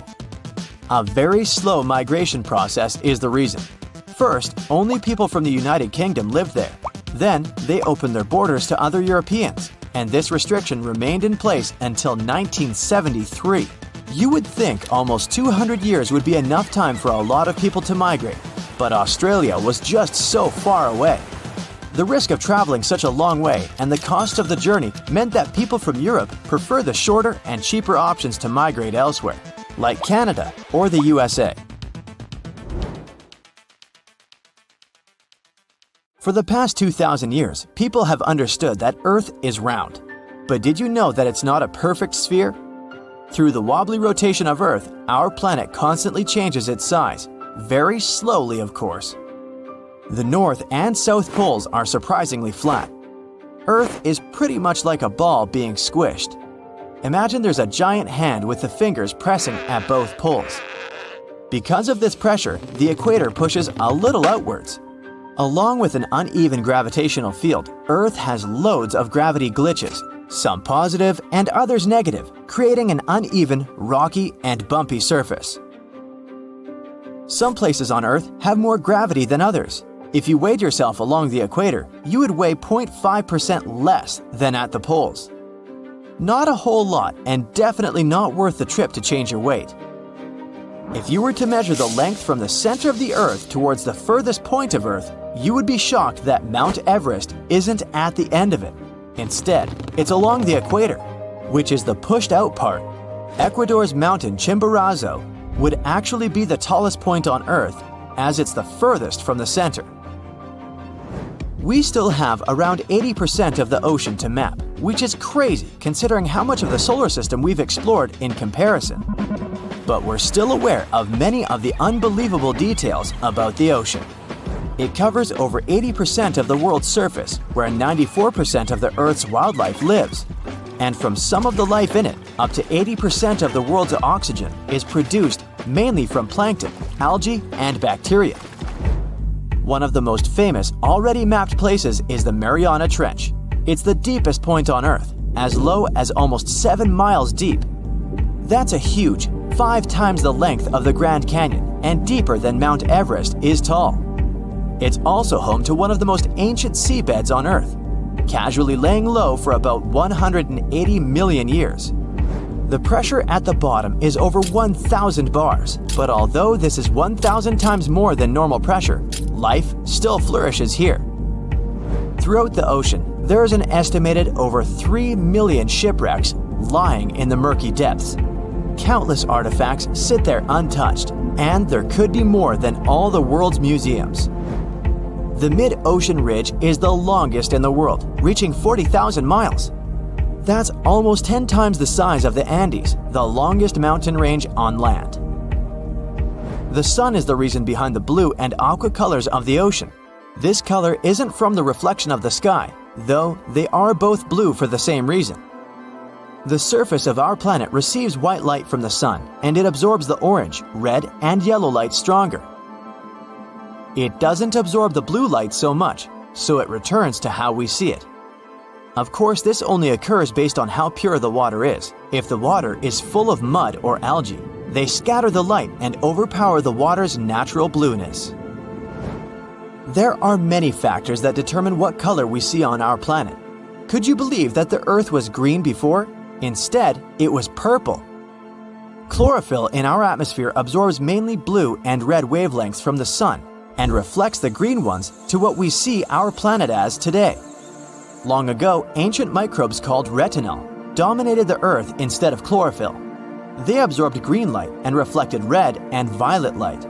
Those microbes had a simpler structure, so they were easier to produce in the low oxygen environment of the early Earth.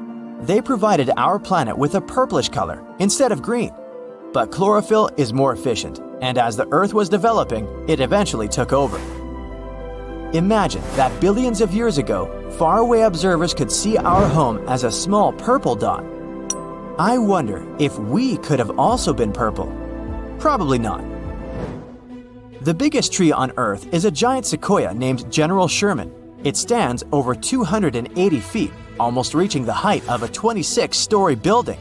They believe it to be 2,700 years old, with a circumference of 1,000 inches. Its weight is a staggering 1,800 tons. That's heavy, but it isn't the heaviest living thing on Earth. In Utah, a huge grove of trees called Pando works like a single colony of trees. The massive root system connects all of them together with up to 47,000 stems. It weighs up to 6,000 tons and is 80,000 years old. It makes it the oldest living thing known to humans. Now, what about the biggest area of one being? Off the coast of Western Australia, a seaweed grows to an unthinkable size. The Poseidon's ribbon weed has been growing for 4,500 years, spreading underground clone shoots. It's all connected and shares the same DNA with most of its shoots. It covers a massive 77 square miles, the same size as 28,000 soccer fields, or the size of Nebraska. And it won't stop there either, as it continues to grow by 2 feet each year. It's hard to even picture the scale of these enormous beings. Now, just imagine if they were all purple.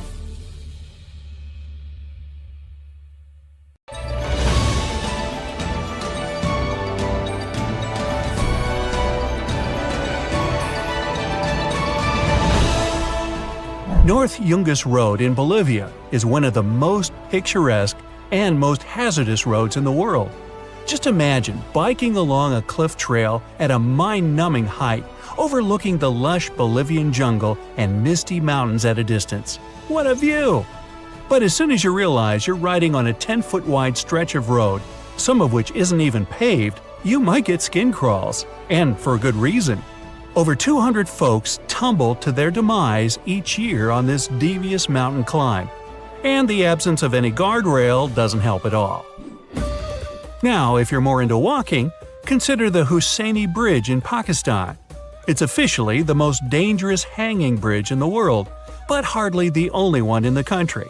It's a long and nerve-wracking traverse over Lake Borit, with many planks of the bridge missing and the whole construction creaking ominously in the wind. Still, the place has become a major tourist attraction, although the old and broken bridge visible nearby only adds to the impression that you're inevitably going to fall to a screaming end. Well, at least you can be thankful that the lake beneath is not Lake Natron in Tanzania. If you fall into water, you still have a chance of survival. If you fall into the waters of Natron, not so much. The pH levels here are a skin-melting 10.5. What passes for water is more like an alkaline soup. No wonder this place is so peaceful. Pretty much nothing wants to live here. And yet, flocks of flamingos come to Lake Natron to breed every few seasons, and it becomes a white-pink paradise for the period. Positively. Which can't be said about the Danakil Depression in Ethiopia. Despite its beautiful, otherworldly landscape, it's perhaps the loneliest place on Earth. Yellow, orange, and green mounds are made of salt, sulfur, and iron, creating views like nowhere else on the planet. Yet the combination of temperature and toxic minerals makes this place absolutely unlivable. Researchers coming here haven't found even microscopic life in this valley. Really, like another planet. Beautiful and desolate. On the other hand, there's an island that's bubbling with life, yet still you don't want to be there. It's called Snake Island, and the name says it all. It's chock full of snakes. In fact, there are so many of them, especially the venomous varieties, that Brazil has forbidden access to the island to any and all visitors. But even if it wasn't closed off, not many would be brave enough to go to a place where a single step offshore could land you a venomous bite. Now, I'll bet that Fly Geyser in the middle of the Nevada desert was created partly because humans became jealous of that. This place had been just another bit of desert until 1916. People came here to drill a water well. They quickly saw the error of their ways, though. The water came out boiling hot and unfit for drinking. 50 years later, there was another attempt, but the same thing happened. We don't learn, do we? Anyway, hot water never stops spewing from under the ground, and today we have a massive geyser cluster colored in shades of red, orange, and yellow. Now, I'd say let's take a break from things that could bite, burn, or crush you, and take a walk in a serene forest. We're in Japan, and it's Sagano Bamboo Forest, a marvelous natural park where you can't help but hush your voice and just look. And listen too, because the sound of the wind in the bamboo trees is the first ever officially recognized soundscape. All the more surprising to find such a place just half an hour's ride from Kyoto, one of the busiest cities in the country. Take a deep breath of fresh air now. You're gonna need it. We're going underwater. Behold the Great Blue Hole, apparently named by Captain Obvious. It's one of the most beautiful places on the planet.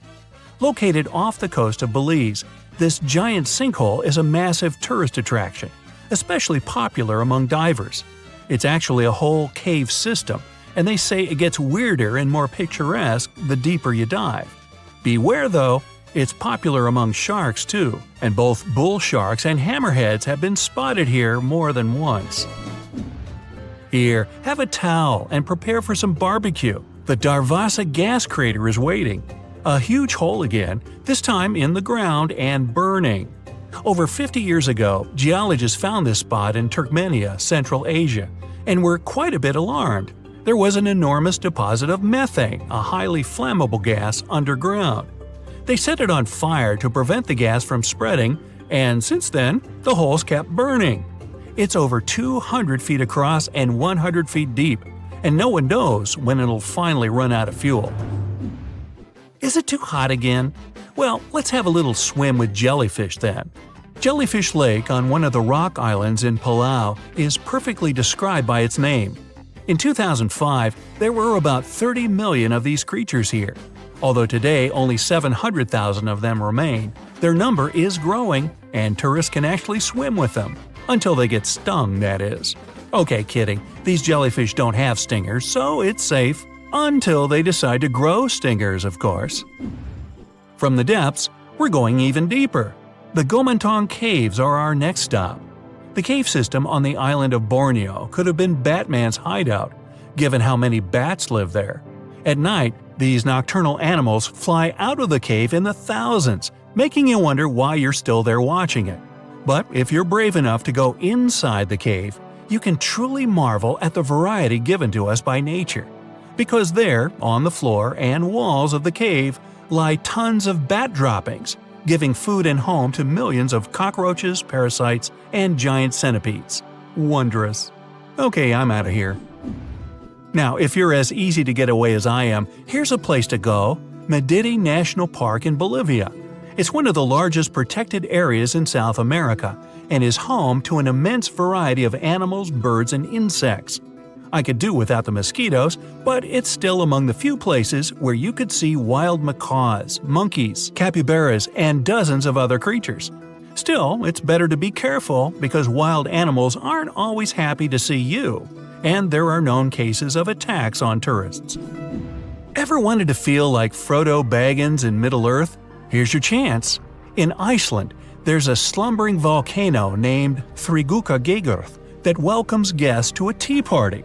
Now, don't confuse this with another infamous Icelandic volcano, Eyjafjallajökull. Yeah, it's easy to mix them up, they sound so similar. Here, tourists are actually ushered down into the volcano and spend close to an hour inside, looking at the magmatic landscape.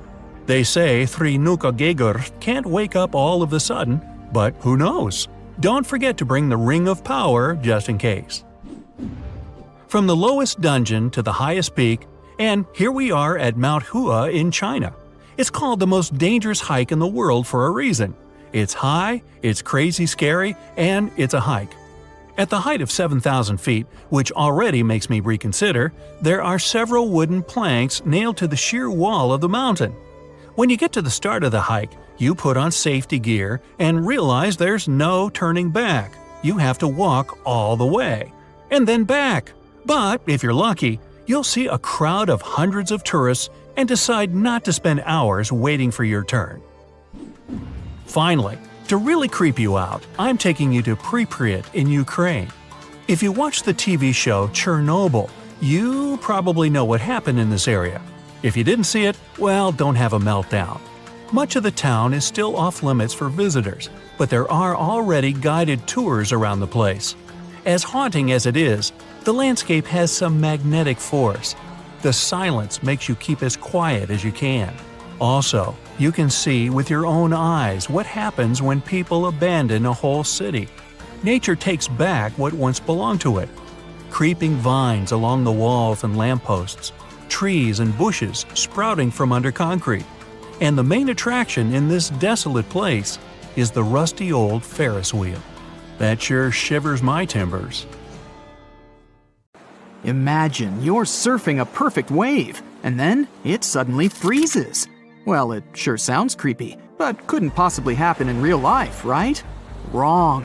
You can see mind-blowing frozen waves in Antarctica.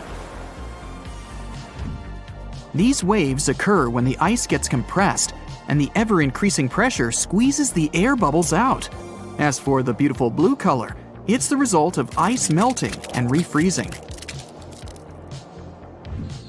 When the summer begins, an ordinary-looking river in Colombia transforms into a liquid rainbow. Caño Cristales, also known as the most beautiful river in the world, sparkles in 5 colors: red, black, green, blue, and yellow. It only looks like this for 6 months of the year because the aquatic plant that gives it the bright hues needs the right water level and amount of sunshine to use its magic. Australia is home to a unique horizontal waterfall on the coast of the Kimberley region. It's really just a fast tidal flow moving through 2 narrow-aligned rocks. The tides can rise 30 feet. The falls reverse whenever the tide changes. Also down under is the biggest single rock in the world. It's so big that it even looks like a large hill. It has a circumference of 6 miles and is 1,150 feet high. The edges are eroded since the rock has been around forever. These mud brick buildings are 7 stories high and were built out of fertile soil, hay, and water that were made into bricks and left to bake under the sun for days. The ground floors were used for keeping livestock and grains, and the upper levels were places for socializing and catching good views. Antelope Canyon in Arizona, also known as the place where water runs through rock, has 2 sections of slotted canyons. Throughout the years, the water running through sandstone has created a picturesque formation like no other. If you ever set foot on the arid soil of the Namib Desert in Namibia, prepare yourself for an eerie picture. You'll see countless circular patches between 6 feet to 50 feet in diameter. Organized in a honeycomb-like pattern, they stretch across 1,500 miles toward the horizon. These patches are also known as fairy circles, and you might be disappointed by the explanation of this mystery. No one knows for sure the origin of these circles, even though there are numerous theories, from the radioactivity of the soil to the activity of sand termites. Mount Haleakala in Hawaii is one of the quietest places in the world. National park managers nearly failed to find any sounds to measure here. The place translates from Hawaiian as House of the Sun. It formed thanks to a volcano that got active 1 million years ago. The lava flows built up over the years and grew into a mountain. It has its own climate and weather that's impossible to predict. It takes almost a week by ship from South Africa to travel to the world's most isolated settlement of Edinburgh of the Seven Seas. You'd need special permission from the local government to visit as a tourist. About 300 locals all treat each other as family, grow their own food, and keep their island impeccably clean. Daintree Forest in Australia is the oldest rainforest in the world. It has been around for over 100 million years. Daintree is home to some unique animal species, 12,000 different types of insects, and about half of Australia's frog, butterfly, and bat population. The rainforest also has around 3,000 types of plant species. Rocks that travel are called sailing stones because they seem to move across the dry lake bed of Racetrack Playa in Death Valley National Park, California. As the rocks move, they leave behind a creepy trail that used to have scientists baffled. After all, some of the boulders weigh more than 660 pounds. On top of that, some of the trails are curved, while others are mostly straight, with unexpected turns to the right or the left. But eventually, NASA experts cracked the mystery in 2006. It turns out that in winter, the lake fills with water, covering the boulders at the bottom in ice. And since ice is pretty buoyant, underwater movements and winds make the stones move across the lake bed. In their wake, they leave bizarre tracks, only seen when the water evaporates in the summer. Lake Maracaibo in Venezuela is often called the lightning capital of the world. Thunderstorms arise here 300 days of the year, with a peak in September. Sometimes there are up to 200 flashes in a minute. It happens because cool air coming from the surrounding Andes meets with warm air from the Caribbean Sea and generates electricity. Some places on Earth have less gravity than others. Canada's Hudson Bay, for example, used to be covered by a super thick and heavy glacier during the last ice age. The ice had pushed tons of rock mass outward when it started to melt. The smaller the mass of an object, the less gravity it has. It'll take another 5,000 years for the Earth to get into its original shape in this spot. Until then, you'll always weigh less here than anywhere else in the world. Five Flower Lake in China's Zhoujiago Valley changes its color from amber yellow to emerald green, dark jade to light turquoise, and sometimes coral. It never freezes thanks to underwater hot springs and never melts or dries up, unlike other neighboring lakes. The locals believe it's made up of pieces of a mirror that fell down from the sky. The surrounding valley has some narrow conic karst landforms, spectacular waterfalls, around 140 bird species, and giant panda, along with other endangered plant and animal species.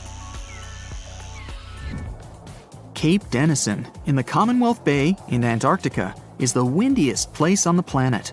It has unusual downslope winds. They are formed because of the continent's dome shape and the always cold climate. These winds are so fast and strong, they ruin the measuring instruments and the masts they are attached to. The record speed so far was 200 miles per hour. The Sahara Desert, which takes up 10% of the African continent, is extremely hot and dry. That's why it's one of the top places with the clearest skies. There's hardly ever a cloud above it. This, plus the remoteness from any civilization, makes it one of the best spots for stargazing. In Denmark, people experience blackout-type effects on a pretty regular basis. Just look how weird it is. But it gets even more bizarre when you find out that birds are the cause of this unusual phenomenon. Every spring and fall, millions of starlings begin their annual migration from Sweden, Finland, and Norway toward Britain, Belgium, and France. Denmark is the lucky place where you can observe sort sol, the Danish name for black sun. The birds travel in large flocks, which makes it easier to exchange information and stay warm. Before the birds land, they perform movements that look like dancing, but in fact, they are making different formations in an attempt to shoo predators away.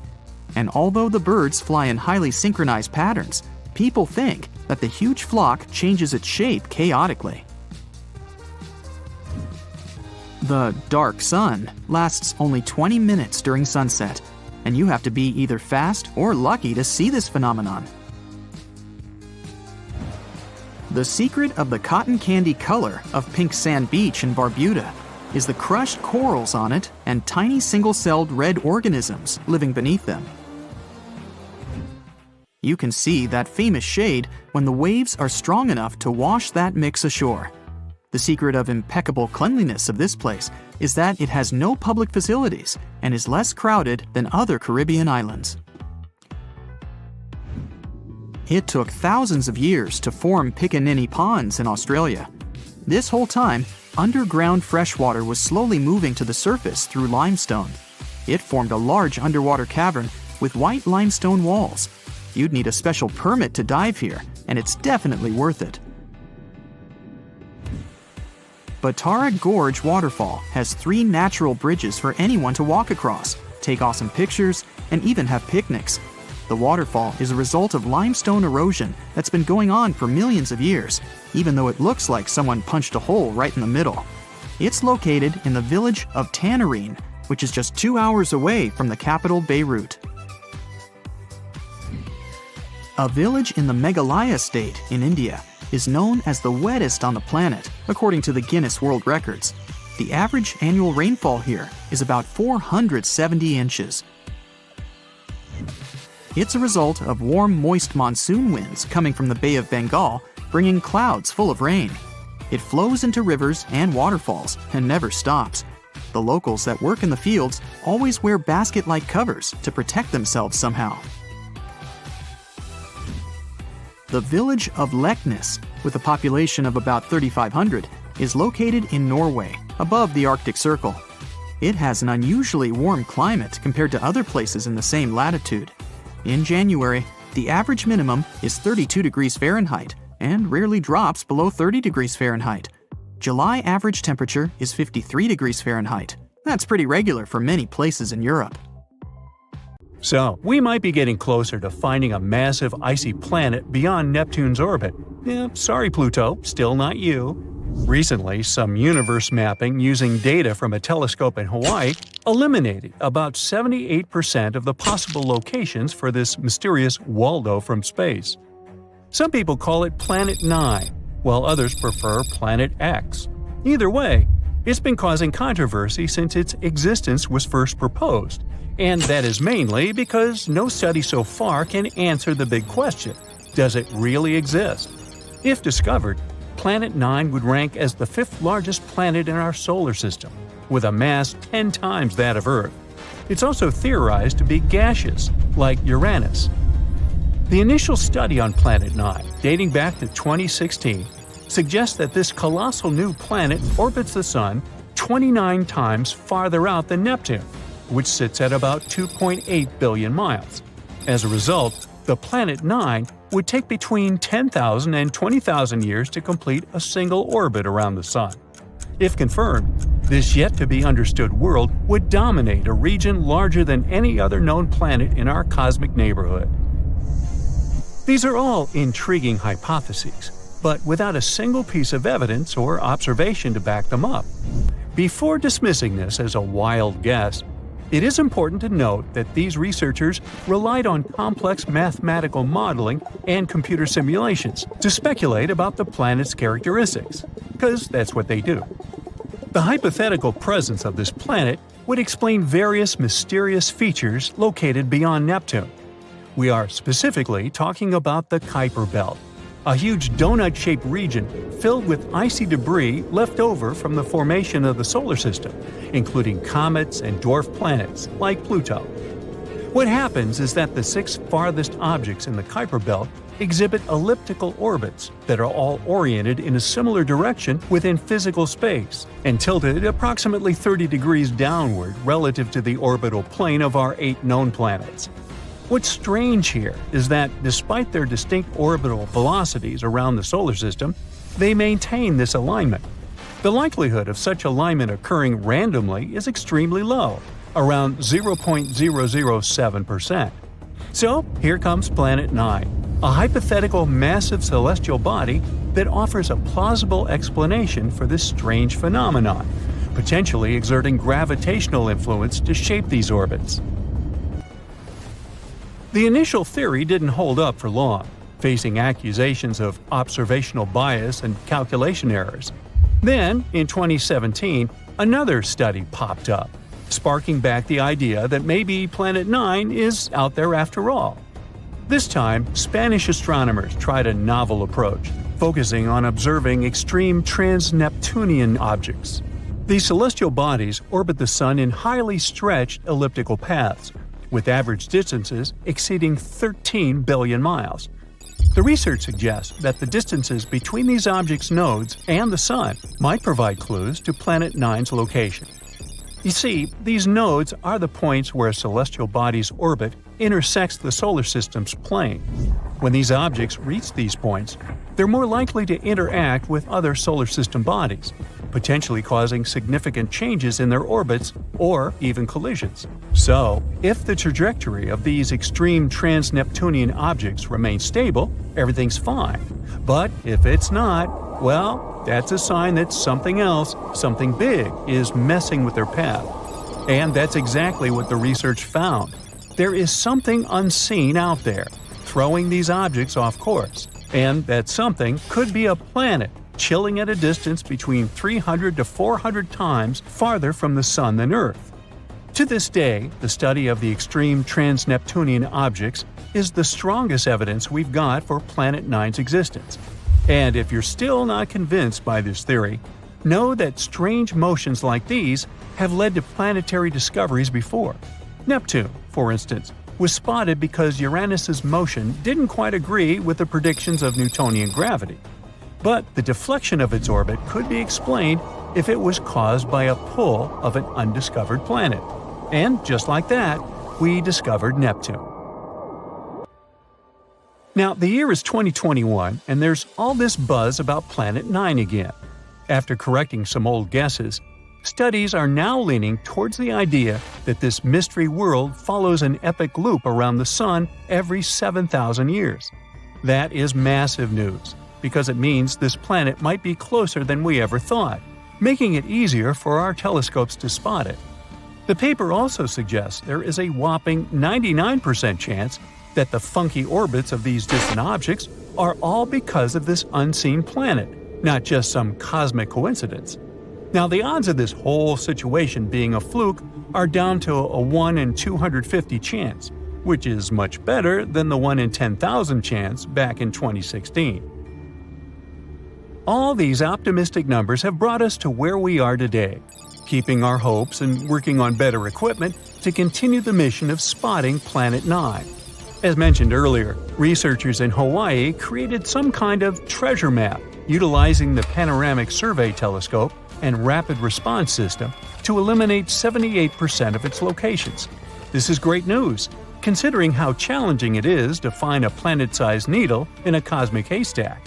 But unfortunately, Planet 9's presence remains a ghost in the dark outer reaches of our solar system.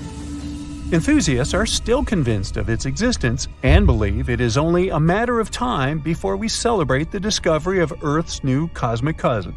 They're putting their hopes on the Vera C. Rubin Observatory, which is currently under construction in Chile and is scheduled to begin science operations in late 2025. Over the course of 10 years, this observatory will scan the entire southern hemisphere sky every few nights with a 27-foot, fast-moving telescope equipped with the largest digital camera in the world. The idea is to catalog everything in the solar system, reaching out to and beyond Neptune, and tracking the movements of millions of celestial objects, including space junk, asteroids, comets, and stars. If Planet 9 is indeed out there, this next-generation telescope could be the one to find it. The existence of this mysterious planet is far from being universally accepted in the scientific community. That is simply because Planet 9 isn't the only explanation for the strange phenomenon occurring beyond Neptune. One theory suggests that a group of distant objects, such as dwarf planets, comets, and moons, might be collectively influencing the orbits of the extreme trans-Neptunian objects. Others believe that a black hole is behind all this. These compressed masses are some of the densest objects in the universe, potentially capable of affecting the orbits of other masses, like how this supposed ghost planet 9 is believed to be doing. Another bold perspective suggests that our current understanding of the laws of gravity is flawed, actually incomplete. This theory, known as modified Newtonian dynamics, proposes that these distant icy objects exhibit strange behavior not due to influence from another planet, but rather because the immense gravitational field of the Milky Way is influencing them. However, even supporters of this theory acknowledge that it is too early to draw firm conclusions, and much more extensive research is still required. While we continue our relentless hunt for Planet 9, some astronomers have taken it a step further, suggesting the existence of a hypothetical Planet 10. This world has a mass and size like that of Mars or Earth and is located on the edges of the Kuiper Belt.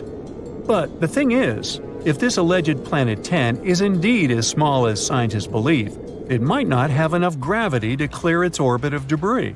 And that is pretty similar to what happens with Pluto, being one of the reasons why it got into trouble back in 2006. So yeah, it's better not to get too excited. This supposed Planet 10 might end up classified as another dwarf planet.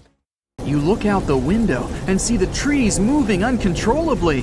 The winds are so powerful, they're practically tearing down anything in the street. There are also tons of water raining down on you. You're driving as fast as you can, but suddenly your car stops. You've heard the terms typhoon, cyclone, and hurricane, but you most likely don't know how they're different.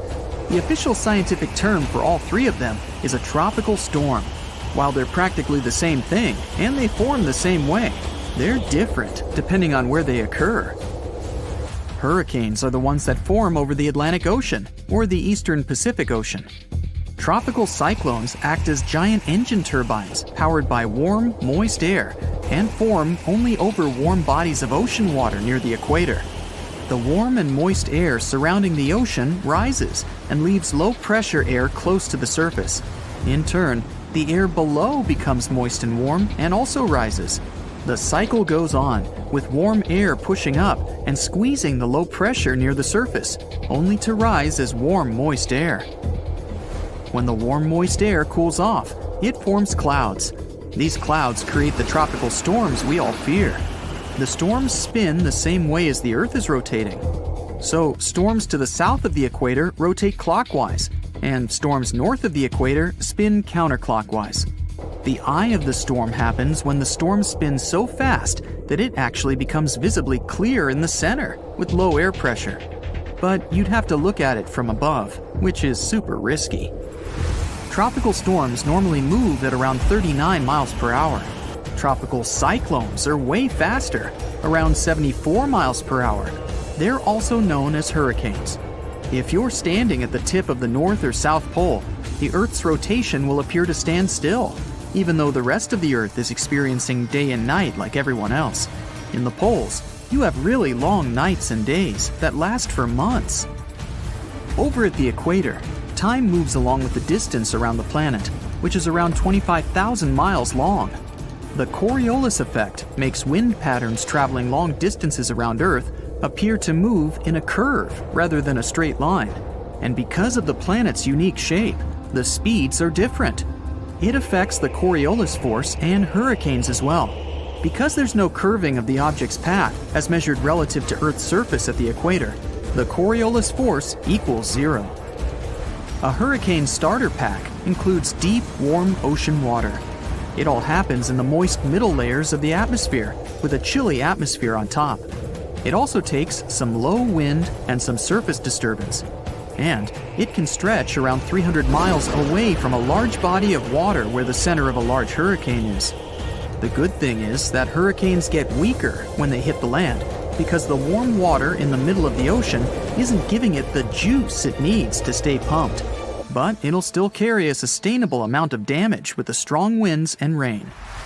In 1900, One of the biggest hurricanes struck near Central America and in the Gulf of Mexico. It then went as far as Florida and Texas and is considered to be the most devastating hurricane in the United States' history. They first detected it on August 27th, and it lasted for many days. By the time it reached the Texas coast, the storm had turned into a Category 4 hurricane. Hurricanes are categorized on wind speed and intensity using something called a Saffir-Simpson scale. There are 5 different categories from 1 to 5, with 1 being the weakest and 5 being the strongest. A Category 1 storm has winds moving at between 74 to 95 miles per hour. You can expect some trees to be uprooted and mobile homes destroyed. It can take out some home exterior and cause major power outages. Category 5 hurricanes speed up to over 155 miles per hour and leave nothing in their path. They can even wipe out some buildings right off their foundation. And because the winds are faster, there is more damage around its radius. Another thing to expect is lots and lots of flooding. The people of Galveston had less than 4 days to prepare for the arriving storm that even stretched out to Oklahoma and Kansas with 20-foot flash floods. The Great Hurricane then made its way to the Great Plains and turned towards the Great Lakes, New England, and reached southeastern Canada. The storm was so bad that more than 3,600 homes were damaged, even though they were sturdy enough to withstand the storm. Given the population numbers back then, it was equivalent to hundreds of thousands of houses destroyed, if not millions. The total property damage was around $30 million then, which would be a lot more now because of inflation. After the devastating storm, the people of Galveston built a 3.5-mile seawall and raised the whole city level by as much as 16 feet. Eventually, they raised the seawalls to 10 miles, just in case. If a storm like the one in Galveston struck in modern times, there wouldn't be enough places for everyone to hide. The population has increased significantly all over the areas where the storm struck back in 1900. So, imagine yourself sitting in your car and getting the breaking news. It says a storm has just hit the Gulf of Mexico and east of it near Cuba. No biggie, since you're all the way in Texas. So you drive back home. There's plenty of people at gas stations and in supermarkets. The news now states that the storm will likely gain momentum and strike right where you live. Okay, now it's time to panic.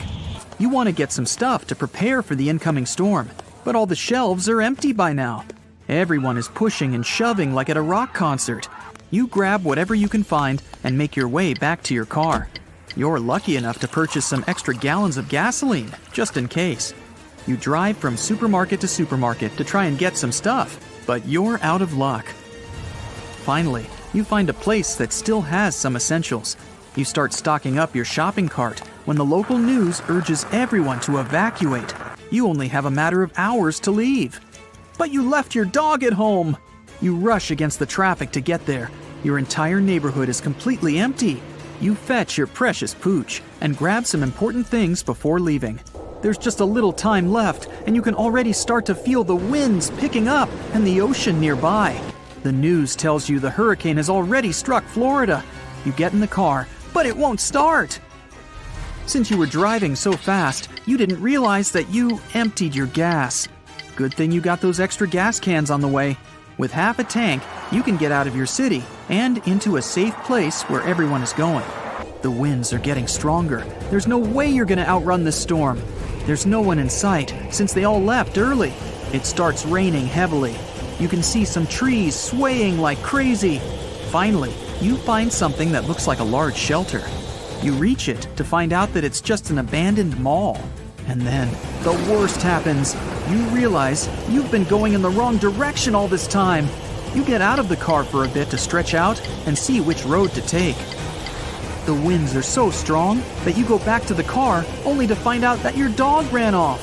You can't find her anywhere. You drive around and call out her name, but she doesn't respond.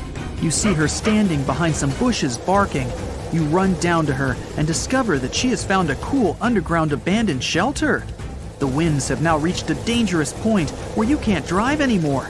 You gather your stuff and head down. It's complete with everything and even has a bed. You can hear the winds and rain above you, but you're snuggled up with your dog. The next day, You get up and see that your car has been tossed over to another road, and there's not a single tree in sight. But hey, you can at least be happy you survived one of the strongest storms in the world. Now, the Mariana Trench is the deepest and probably the most enigmatic place on Earth, whatever that means. Bizarre creatures, such as deep-sea anglerfish, frilled and goblin sharks, barrel-eyed fish, hatchet fish, live in a crescent-shaped trench in the western Pacific. Just 3 people have ever descended down the Challenger Deep in the southern end of the Mariana Trench. There, at a depth of almost 11,000 feet, vents are bubbling up carbon dioxide and liquid sulfur. Mud volcanoes erupt under the pressure 1,000 times greater than at the surface. And so, it's no place I want to go. So bye! Get back in there. Alright, since you clicked, yeah, you're about to visit places no less mysterious and creepy than the Mariana Trench. Your first stop is Mexico, the Yucatan Peninsula to be precise. See those bottomless sinkholes filled with crystal clear water? It's fresh water that overlies salt water seeping from the sea. The sinkholes are called cenotes. The Mayans believe these natural wells were the gateways to the underworld. Thousands of cenotes, created by collapsed limestone bedrock, form one of the world's longest underwater cave systems. You can easily get lost in this tangled, mysterious network. Now it's time to visit the Caribbean. There, you'll get to a depth of almost 8,000 feet to see the Van Dam vent field. The hydrothermal vents fire out streams of muddy, scalding water with a temperature reaching 400 degrees Fahrenheit. That's almost enough to bake a pizza. These mounds are made of talc, a substance you can find in baby powder. The Van Dam vent field is an oasis for odd species. One of those is kind of a creepy shrimp without eyes. Instead, they're equipped with patches of light-sensitive cells on their backs. Now, you don't have to travel far away. The next enigma on your list is also in the Caribbean. Just off the coast of Belize, there is a giant sinkhole. It's also blue. Yep, that's the Great Blue Hole. The thing is about 1,000 feet across and more than 400 feet deep. Once, a long time ago, this hole was a cave until rising waters filled it, making it collapse in on itself. The deeper you descend into the Great Hole's crystalline waters, the darker it becomes. You see tons of stalactite-filled caves, but don't even try to enter them unless you want to get hopelessly lost. Once you reach a depth of 50 feet, you notice the water shimmer.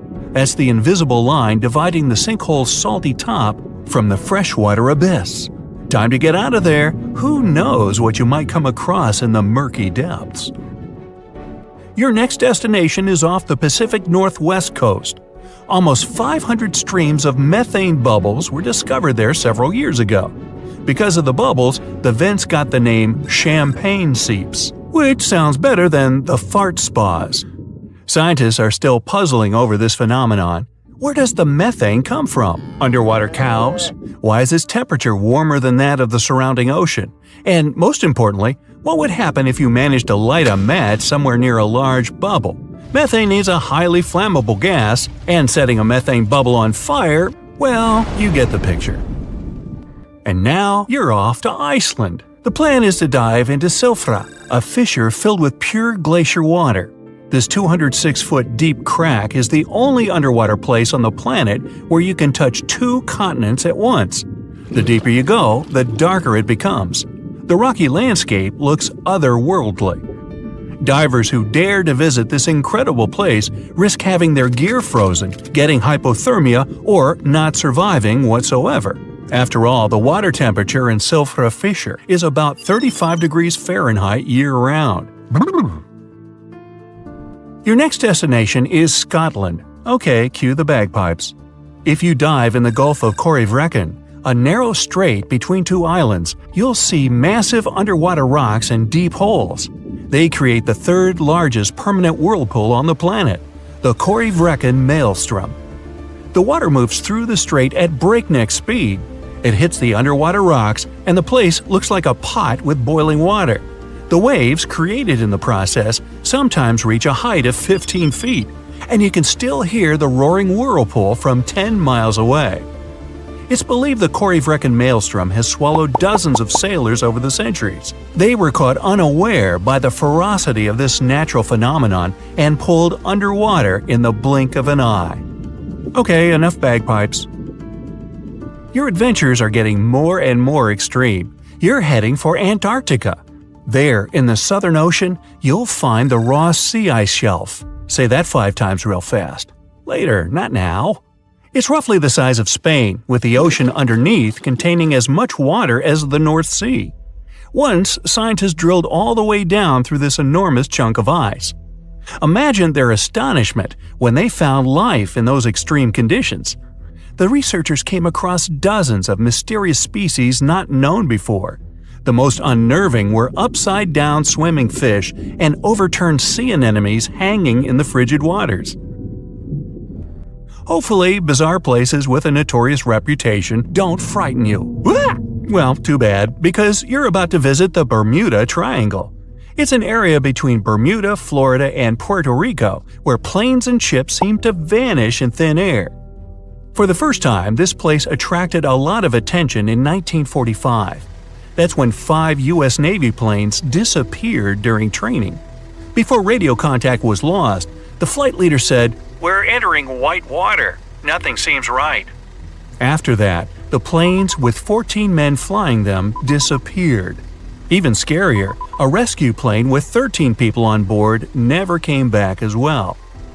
Some people believe the mythical city of Atlantis lies at the bottom of the triangle. They claim its inhabitants use extraterrestrial technologies to sink ships and crash airplanes. Others blame rare and unexplored natural phenomenon, for example, magnetic anomalies, or massive pockets of flammable methane gas. There we go again.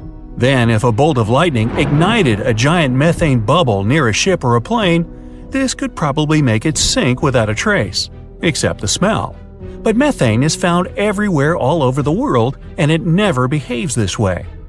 Some experts aren't sure there's a mystery to explain whatsoever. Lots of busy routes pass through this area. No wonder more ships and planes sink there than anywhere else. Now, prepare some warm clothes. You're heading for the north again. Your destination is Cape Desolation in Greenland. Nice place. In 2012, Canadian researchers were sampling the water in that area, and their equipment came back to the surface with pieces of coral attached to it. That's how a cold water coral reef was stumbled across. These unique pinkish corals can easily go without sunlight and live in strong currents 3,000 feet below the surface. Another unique spot you can't miss lies between Greenland and Siberia. The Gakkel Ridge is the deepest and most remote portion of the global mid-ocean ridge system. In some places, it reaches the depth of more than 3 miles. It's only natural the darkest corners of this underwater world remain unexplored. Fascinating chemical reactions happening at the bottom of the ridge produce hot fluids rich in minerals. They spew, like freshmen at a rush party, from seafloor vents. And since these vents are isolated from the rest of the ocean, they're hot spots for bizarre creatures found nowhere else in the world. Your next stop is just off the coast of Cuba. Circular columns, paved floors, symmetrical stone structures. That's what the Cuban underwater city looks like. What happened there? Why was a large city abandoned at a depth of more than 2,000 feet? Lots of people believe those are the ruins of a long-forgotten civilization. But scientists have their doubts. They claim the lost city is nothing but a natural phenomenon that appeared about 5 million years ago. The disc and donut structures often appear around the areas of the seafloor where natural gases break free. Again with the gases. When you come to visit the Sargasso Sea in the middle of the North Atlantic Ocean, you won't find its shores. Instead, it's surrounded by powerful ocean currents. These are the same currents that turn the sea into a gigantic convention for dense brown seaweed. In the 19th century, a French ship was discovered in the Sargasso Sea. Its sails were set, but not a single crew member was on board. This mysterious disappearance made people believe the seaweed was carnivorous. The Sargasso Sea is indeed a weird place. It's always eerily calm and unnaturally warm, even though it's surrounded by the churning, freezing waters of the Atlantic Ocean. Could one of these bizarre places become a home to the largest marine predator ever, the megalodon? The giant shark's teeth, some larger than an adult man's hand, have been found pretty much all over the world. But since these creatures preferred warm, shallow waters, they lived along the coastlines of all continents except Antarctica. In other words, it'd be a waste of time to search for the giant predator in the depths of the Mariana Trench, in Greenland, or in Mexican cenotes. But then, could it choose the waters of the Caribbean to hide from the hustle and bustle of the modern world? Don't get your hopes up. There's been no proof the megalodon does exist these days. It wasn't a shy, elusive animal, and still, no one has seen this shark lurking around recently. Not even near the fart spas. Behind those huge steel doors is one of the most guarded places on Earth. It's known as Site R, or the Raven Rock Mountain Complex. You'll find it in Pennsylvania. The construction is 60 stories underground and is said to be a safe place for people in case of a natural or human-made disaster. There's not a lot of information online about this mysterious place, but what we do know is that it's equipped with 38 communication systems. It's obviously not available for visits via Google Earth, but you can catch a quick glance at the two gates that face the complex. Vatican City is one of the most famous enclaves on Earth, and it's certainly worth a visit due to its wonderful architecture and vast list of art pieces to check out. One place, however, will always be off limits for visitors: the Vatican's secret archives. They have some of the oldest and rarest books on Earth. These archives are available only to a limited number of people, and since they have been visited by a small number of people so far, they also trigger a lot of weird theories. For example, that there may be books proving there's life outside our planet. If you're fascinated by shipwrecks, you'll be interested to know that one of the largest wrecks you can see on Google Earth is on North Sentinel Island, India. It used to be called the SS Jassim. It was a Bolivian ferry that sank in the area back in 2003. The reason why people can't visit it physically isn't because of the ship itself, but because the island is home to the world's most dangerous tribe. We don't really know how many people live there, but it was estimated that between 50 to 400 people call this place home. And they really don't like tourists. No person that tried to reach them survived. Also, to protect them, their privacy, and their special status, the island is closely monitored by the Indian authorities. That's mostly because it's believed the locals don't have any immunity to modern diseases. So being in contact with foreigners might be dangerous for the tribe's people, since they've never seen the outer world. A huge pink bunny appeared seemingly out of nowhere in the Italian Coleto Fava Mountains back in 2005. Besides the locals, some people stumbled upon it online too. They were puzzled by the discovery. Unfortunately, that 200-foot-tall bunny is completely gone today. You can still find the images of it online though. The unusual object was designed by artists from Vienna. They encouraged tourists to climb, jump, or even take a nap on top of the large rabbit. The whole purpose of the project was to allow people to experience what it would be like to live as smaller creatures. The bunny didn't have any removal date at the time it was placed there and was expected to last at least until 2025. But Mother Nature had other plans. A Japanese artist decided to move back to her little home village named Nagoro. But she soon found out that most of her neighbors were moving to bigger cities. To deal with loneliness, she started putting together scarecrow-like dolls, or kakashi, and placing them all over her garden. She didn't stop there though. The artist soon began doing the same with many other places in her village, creating dolls and placing them as if they were taking part in various human activities. These dolls keep moving around too, but the woman likes to stay true to her story and insists she doesn't touch them. You can see the images of this quirky village on Google Maps. This weird portal was discovered via online maps in New Baltimore, New York. It gave people all sorts of bad dreams. With spooky-looking buildings and all sorts of blurry figures, this area soon became a source for many weird internet theories. Turns out it was nothing more than a technical issue, which resulted in those images being rendered in a distorted manner. Either way, if you look for these images on Google, you won't be able to unsee them. This cute miniature world map was created by an artist from Denmark. He continuously worked on this tedious project from 1944 until 1967. using mostly his hands and just a few tools for moving heavy rocks around. He gathered stones at the edge of the water, then recreated the map of the world on the surface of this lake. During the winter, he was able to use a sled to transport larger pieces of rock over the ice and then place them in the perfect position. Apart from the continents themselves, the map also features rivers and lakes, as well as some other famous landmarks. Care to have a look at a sea without any coasts? Search for the Sargasso Sea. You'll find it in the northern Atlantic Ocean. This weird sea is surrounded by 4 ocean currents and no dry land at all. It got its name from the seaweed that grows there, sargassum. Fingerprints on the lens of a satellite camera? You may be tricked into thinking this if you search for the Finger Maze. It's located in the city of Brighton, UK, and is a large fingerprint created in Hove Park. It also has a maze at the center.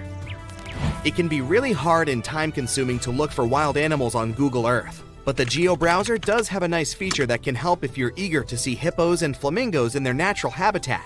Try Googling animals from above and start scrolling through these images. This unique feature can take you from Kenya to Namibia and even all the way to Antarctica, where you can see emperor penguins. There are some places on Google Maps that, for specific reasons, aren't available for the online public, like the Royal Palace in Amsterdam. If you head over there via Google Earth, you'll see that everything around the Dutch Royal Palace is still visible, like the vegetation and roads, but the construction itself is blurred from all angles. That's probably because local authorities want to keep the unique views of the palace for the eyes of physical visitors only. The same goes for the Tantaco National Park in Chile. This one is a privately owned nature reserve that can only be seen on Google Maps from a distance. Once you reach a certain point, the zoom feature stops working. Some people say that since it's a nature preserve, it may be home to some endangered species, and extreme measures are taken for their protection. You know how a certain brand of fried chicken has a certain kernel on their logo? Yeah, you won't see any of these logos in high resolution on Google Maps. That's because the online map uses specific algorithms to detect people's faces and blur them out. As you can see, it's not always really that accurate. It's called Snake Island, and the Brazilian authorities prohibit people from visiting it. For good reason. You'll find the island near the city of Sao Paulo in Brazil. It's said to be home to over 4,000 snakes. Some of the most venomous types of reptiles on Earth call this place home. If that's not creepy enough, how about that some of them are so dangerous that a small drop of their venom can permanently damage the human skin? You can see the shape of the island on Google Earth, but the more you zoom in, the blurrier it becomes. Here's another cool thing you can do on Google Earth: time travel. Well, at least sort of. You won't be able to travel back in time and tell yourself to study more for that tricky exam, but you can see certain historical images of places you like. You can check if this feature works by looking at the upper left corner of the screen. If you can see a small icon with a clock, it may allow you to scroll some years back. But you can also see how sunlight affects Earth if you turn on the sunlight feature. As with many other crazy internet discoveries, it all kickstarted on Reddit with a wild post about wicked forest designs. Just take a gander on Google Earth and hit up the history tool to watch epic transformations from barren valleys to densely populated areas teeming with lush green tree plantations. Currently, Uruguay has approximately 2.7 million acres of artificial forests. Just to put that into perspective, it would take you around 15 to 20 minutes to walk across 1 acre, depending on how fast your pace is. You could spend a lifetime just walking around those artificial Uruguayan forests. But how did they emerge, and how did they reach this scale? So there's this process called afforestation, where trees are planted in previously non-forested areas. This initiative was implemented as part of a larger plan to increase the country's forest cover, resulting in Uruguay now exporting an impressive $2 billion worth of wood pulp annually. Despite native forests only covering 5% of the country, these artificial forests occupy a significant 6%. Another cool thing about these forests is that they have special trees that originally couldn't be found in Uruguay. It was decided to plant eucalyptus trees there, as they show impressive results in terms of how fast they grow. A tree can get through a whole cycle, from a little plant to one ready to be harvested, in as little as 10 years. Yeah, not as impressive as bamboo, that grows a couple of feet a day, but still faster than a common Uruguay tree called the Tree of Heaven, which takes about 25 years to get full-sized. By the way, it's considered pretty fast too. Now this funky forest in Japan is literally turning heads. In the Miyazaki Prefecture, there's a group of Japanese cedar trees that are causing a buzz with their unique concentric circles reaching toward the sky. A recent aerial photo captured these crop circles, and now everyone is scratching their heads trying to figure out how they came to be. But fear not, there's no extraterrestrial invasion involved. It turns out this cool formation was actually a carefully planned project from almost half a century ago. Back in 1973, researchers planted these trees in specific radial increments to create these mesmerizing circles. 50 years ago, Google Earth was nowhere around. But looking at that forest, you might think that the Japanese have been preparing to boast their forest on the internet for half a century. Now, what's even more fascinating is how the trees grew in a curved shape, spreading out in an unexpected way. Originally meant to be harvested after 5 years, there's now talk of preserving this circular forest because of all the newfound interest. Now, look at this portal in the forest. There's no way it could have emerged naturally, right? If your first guess was that it was a piece of contemporary art, you were right.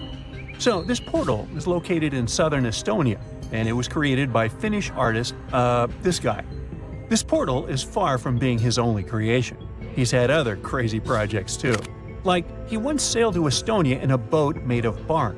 He also chopped down a forest plot, sorted all the materials for months, and then made an installation the same size as the original plot.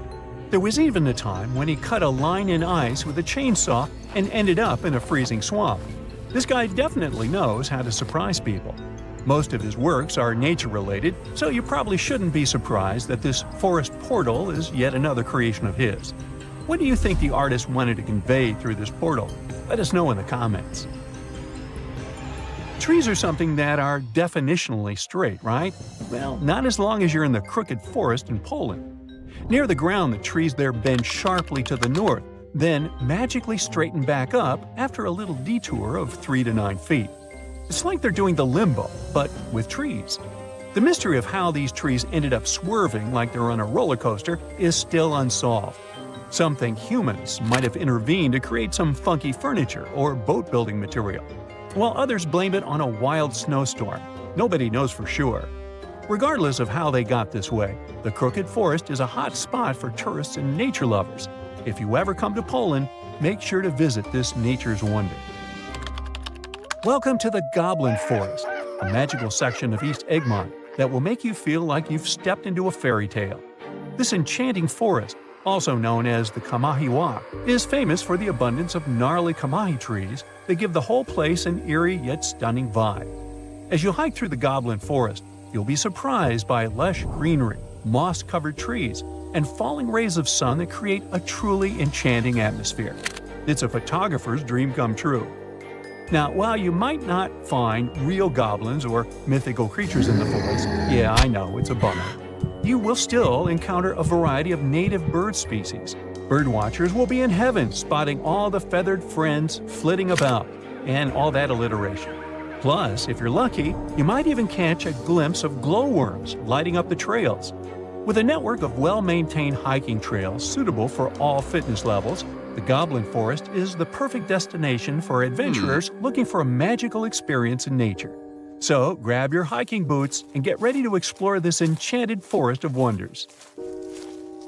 Monteverde Cloud Forest in Costa Rica is not your typical forest adventure. Think of high-flying suspension bridges and trails above the treetops.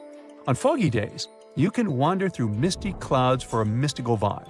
This nature reserve is called a cloud forest, and it's a real scientific definition. Cloud forests differ from your average ones in several aspects. First, they're usually evergreen forests that are like tropical oases, with a constant veil of low-level clouds covering the canopy. The next thing that's different is moss. It's so abundant there that these places are sometimes even nicknamed mossy forests. Going back to Monteverde Cloud Forest, however, it's more impressive if you visit it on a foggy day. But even on clear days, the views of the lush greenery are absolutely stunning. Now, if a regular forest sounds a bit boring to you, our planet has something more fun to offer. How about an underwater forest? Whether you're a local Oregonian or just passing through, Clear Lake is definitely a dive spot you've got to check out.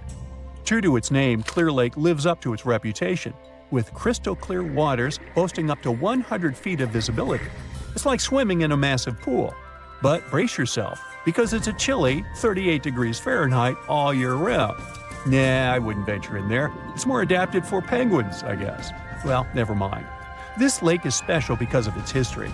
It was formed over 3,000 years ago by volcanic activity that redirected a river, preserving ancient trees that you can still see standing tall underwater today. There's this section known as underwater forest, where you can see ancient trees deep down. An underwater forest walk sounds fancy, doesn't it? And in Madagascar, there's not a forest, but an avenue of trees. But the trees are so majestic, this avenue can rival with the coolest actual forest. I'm talking about these awesome, gigantic baobab trees.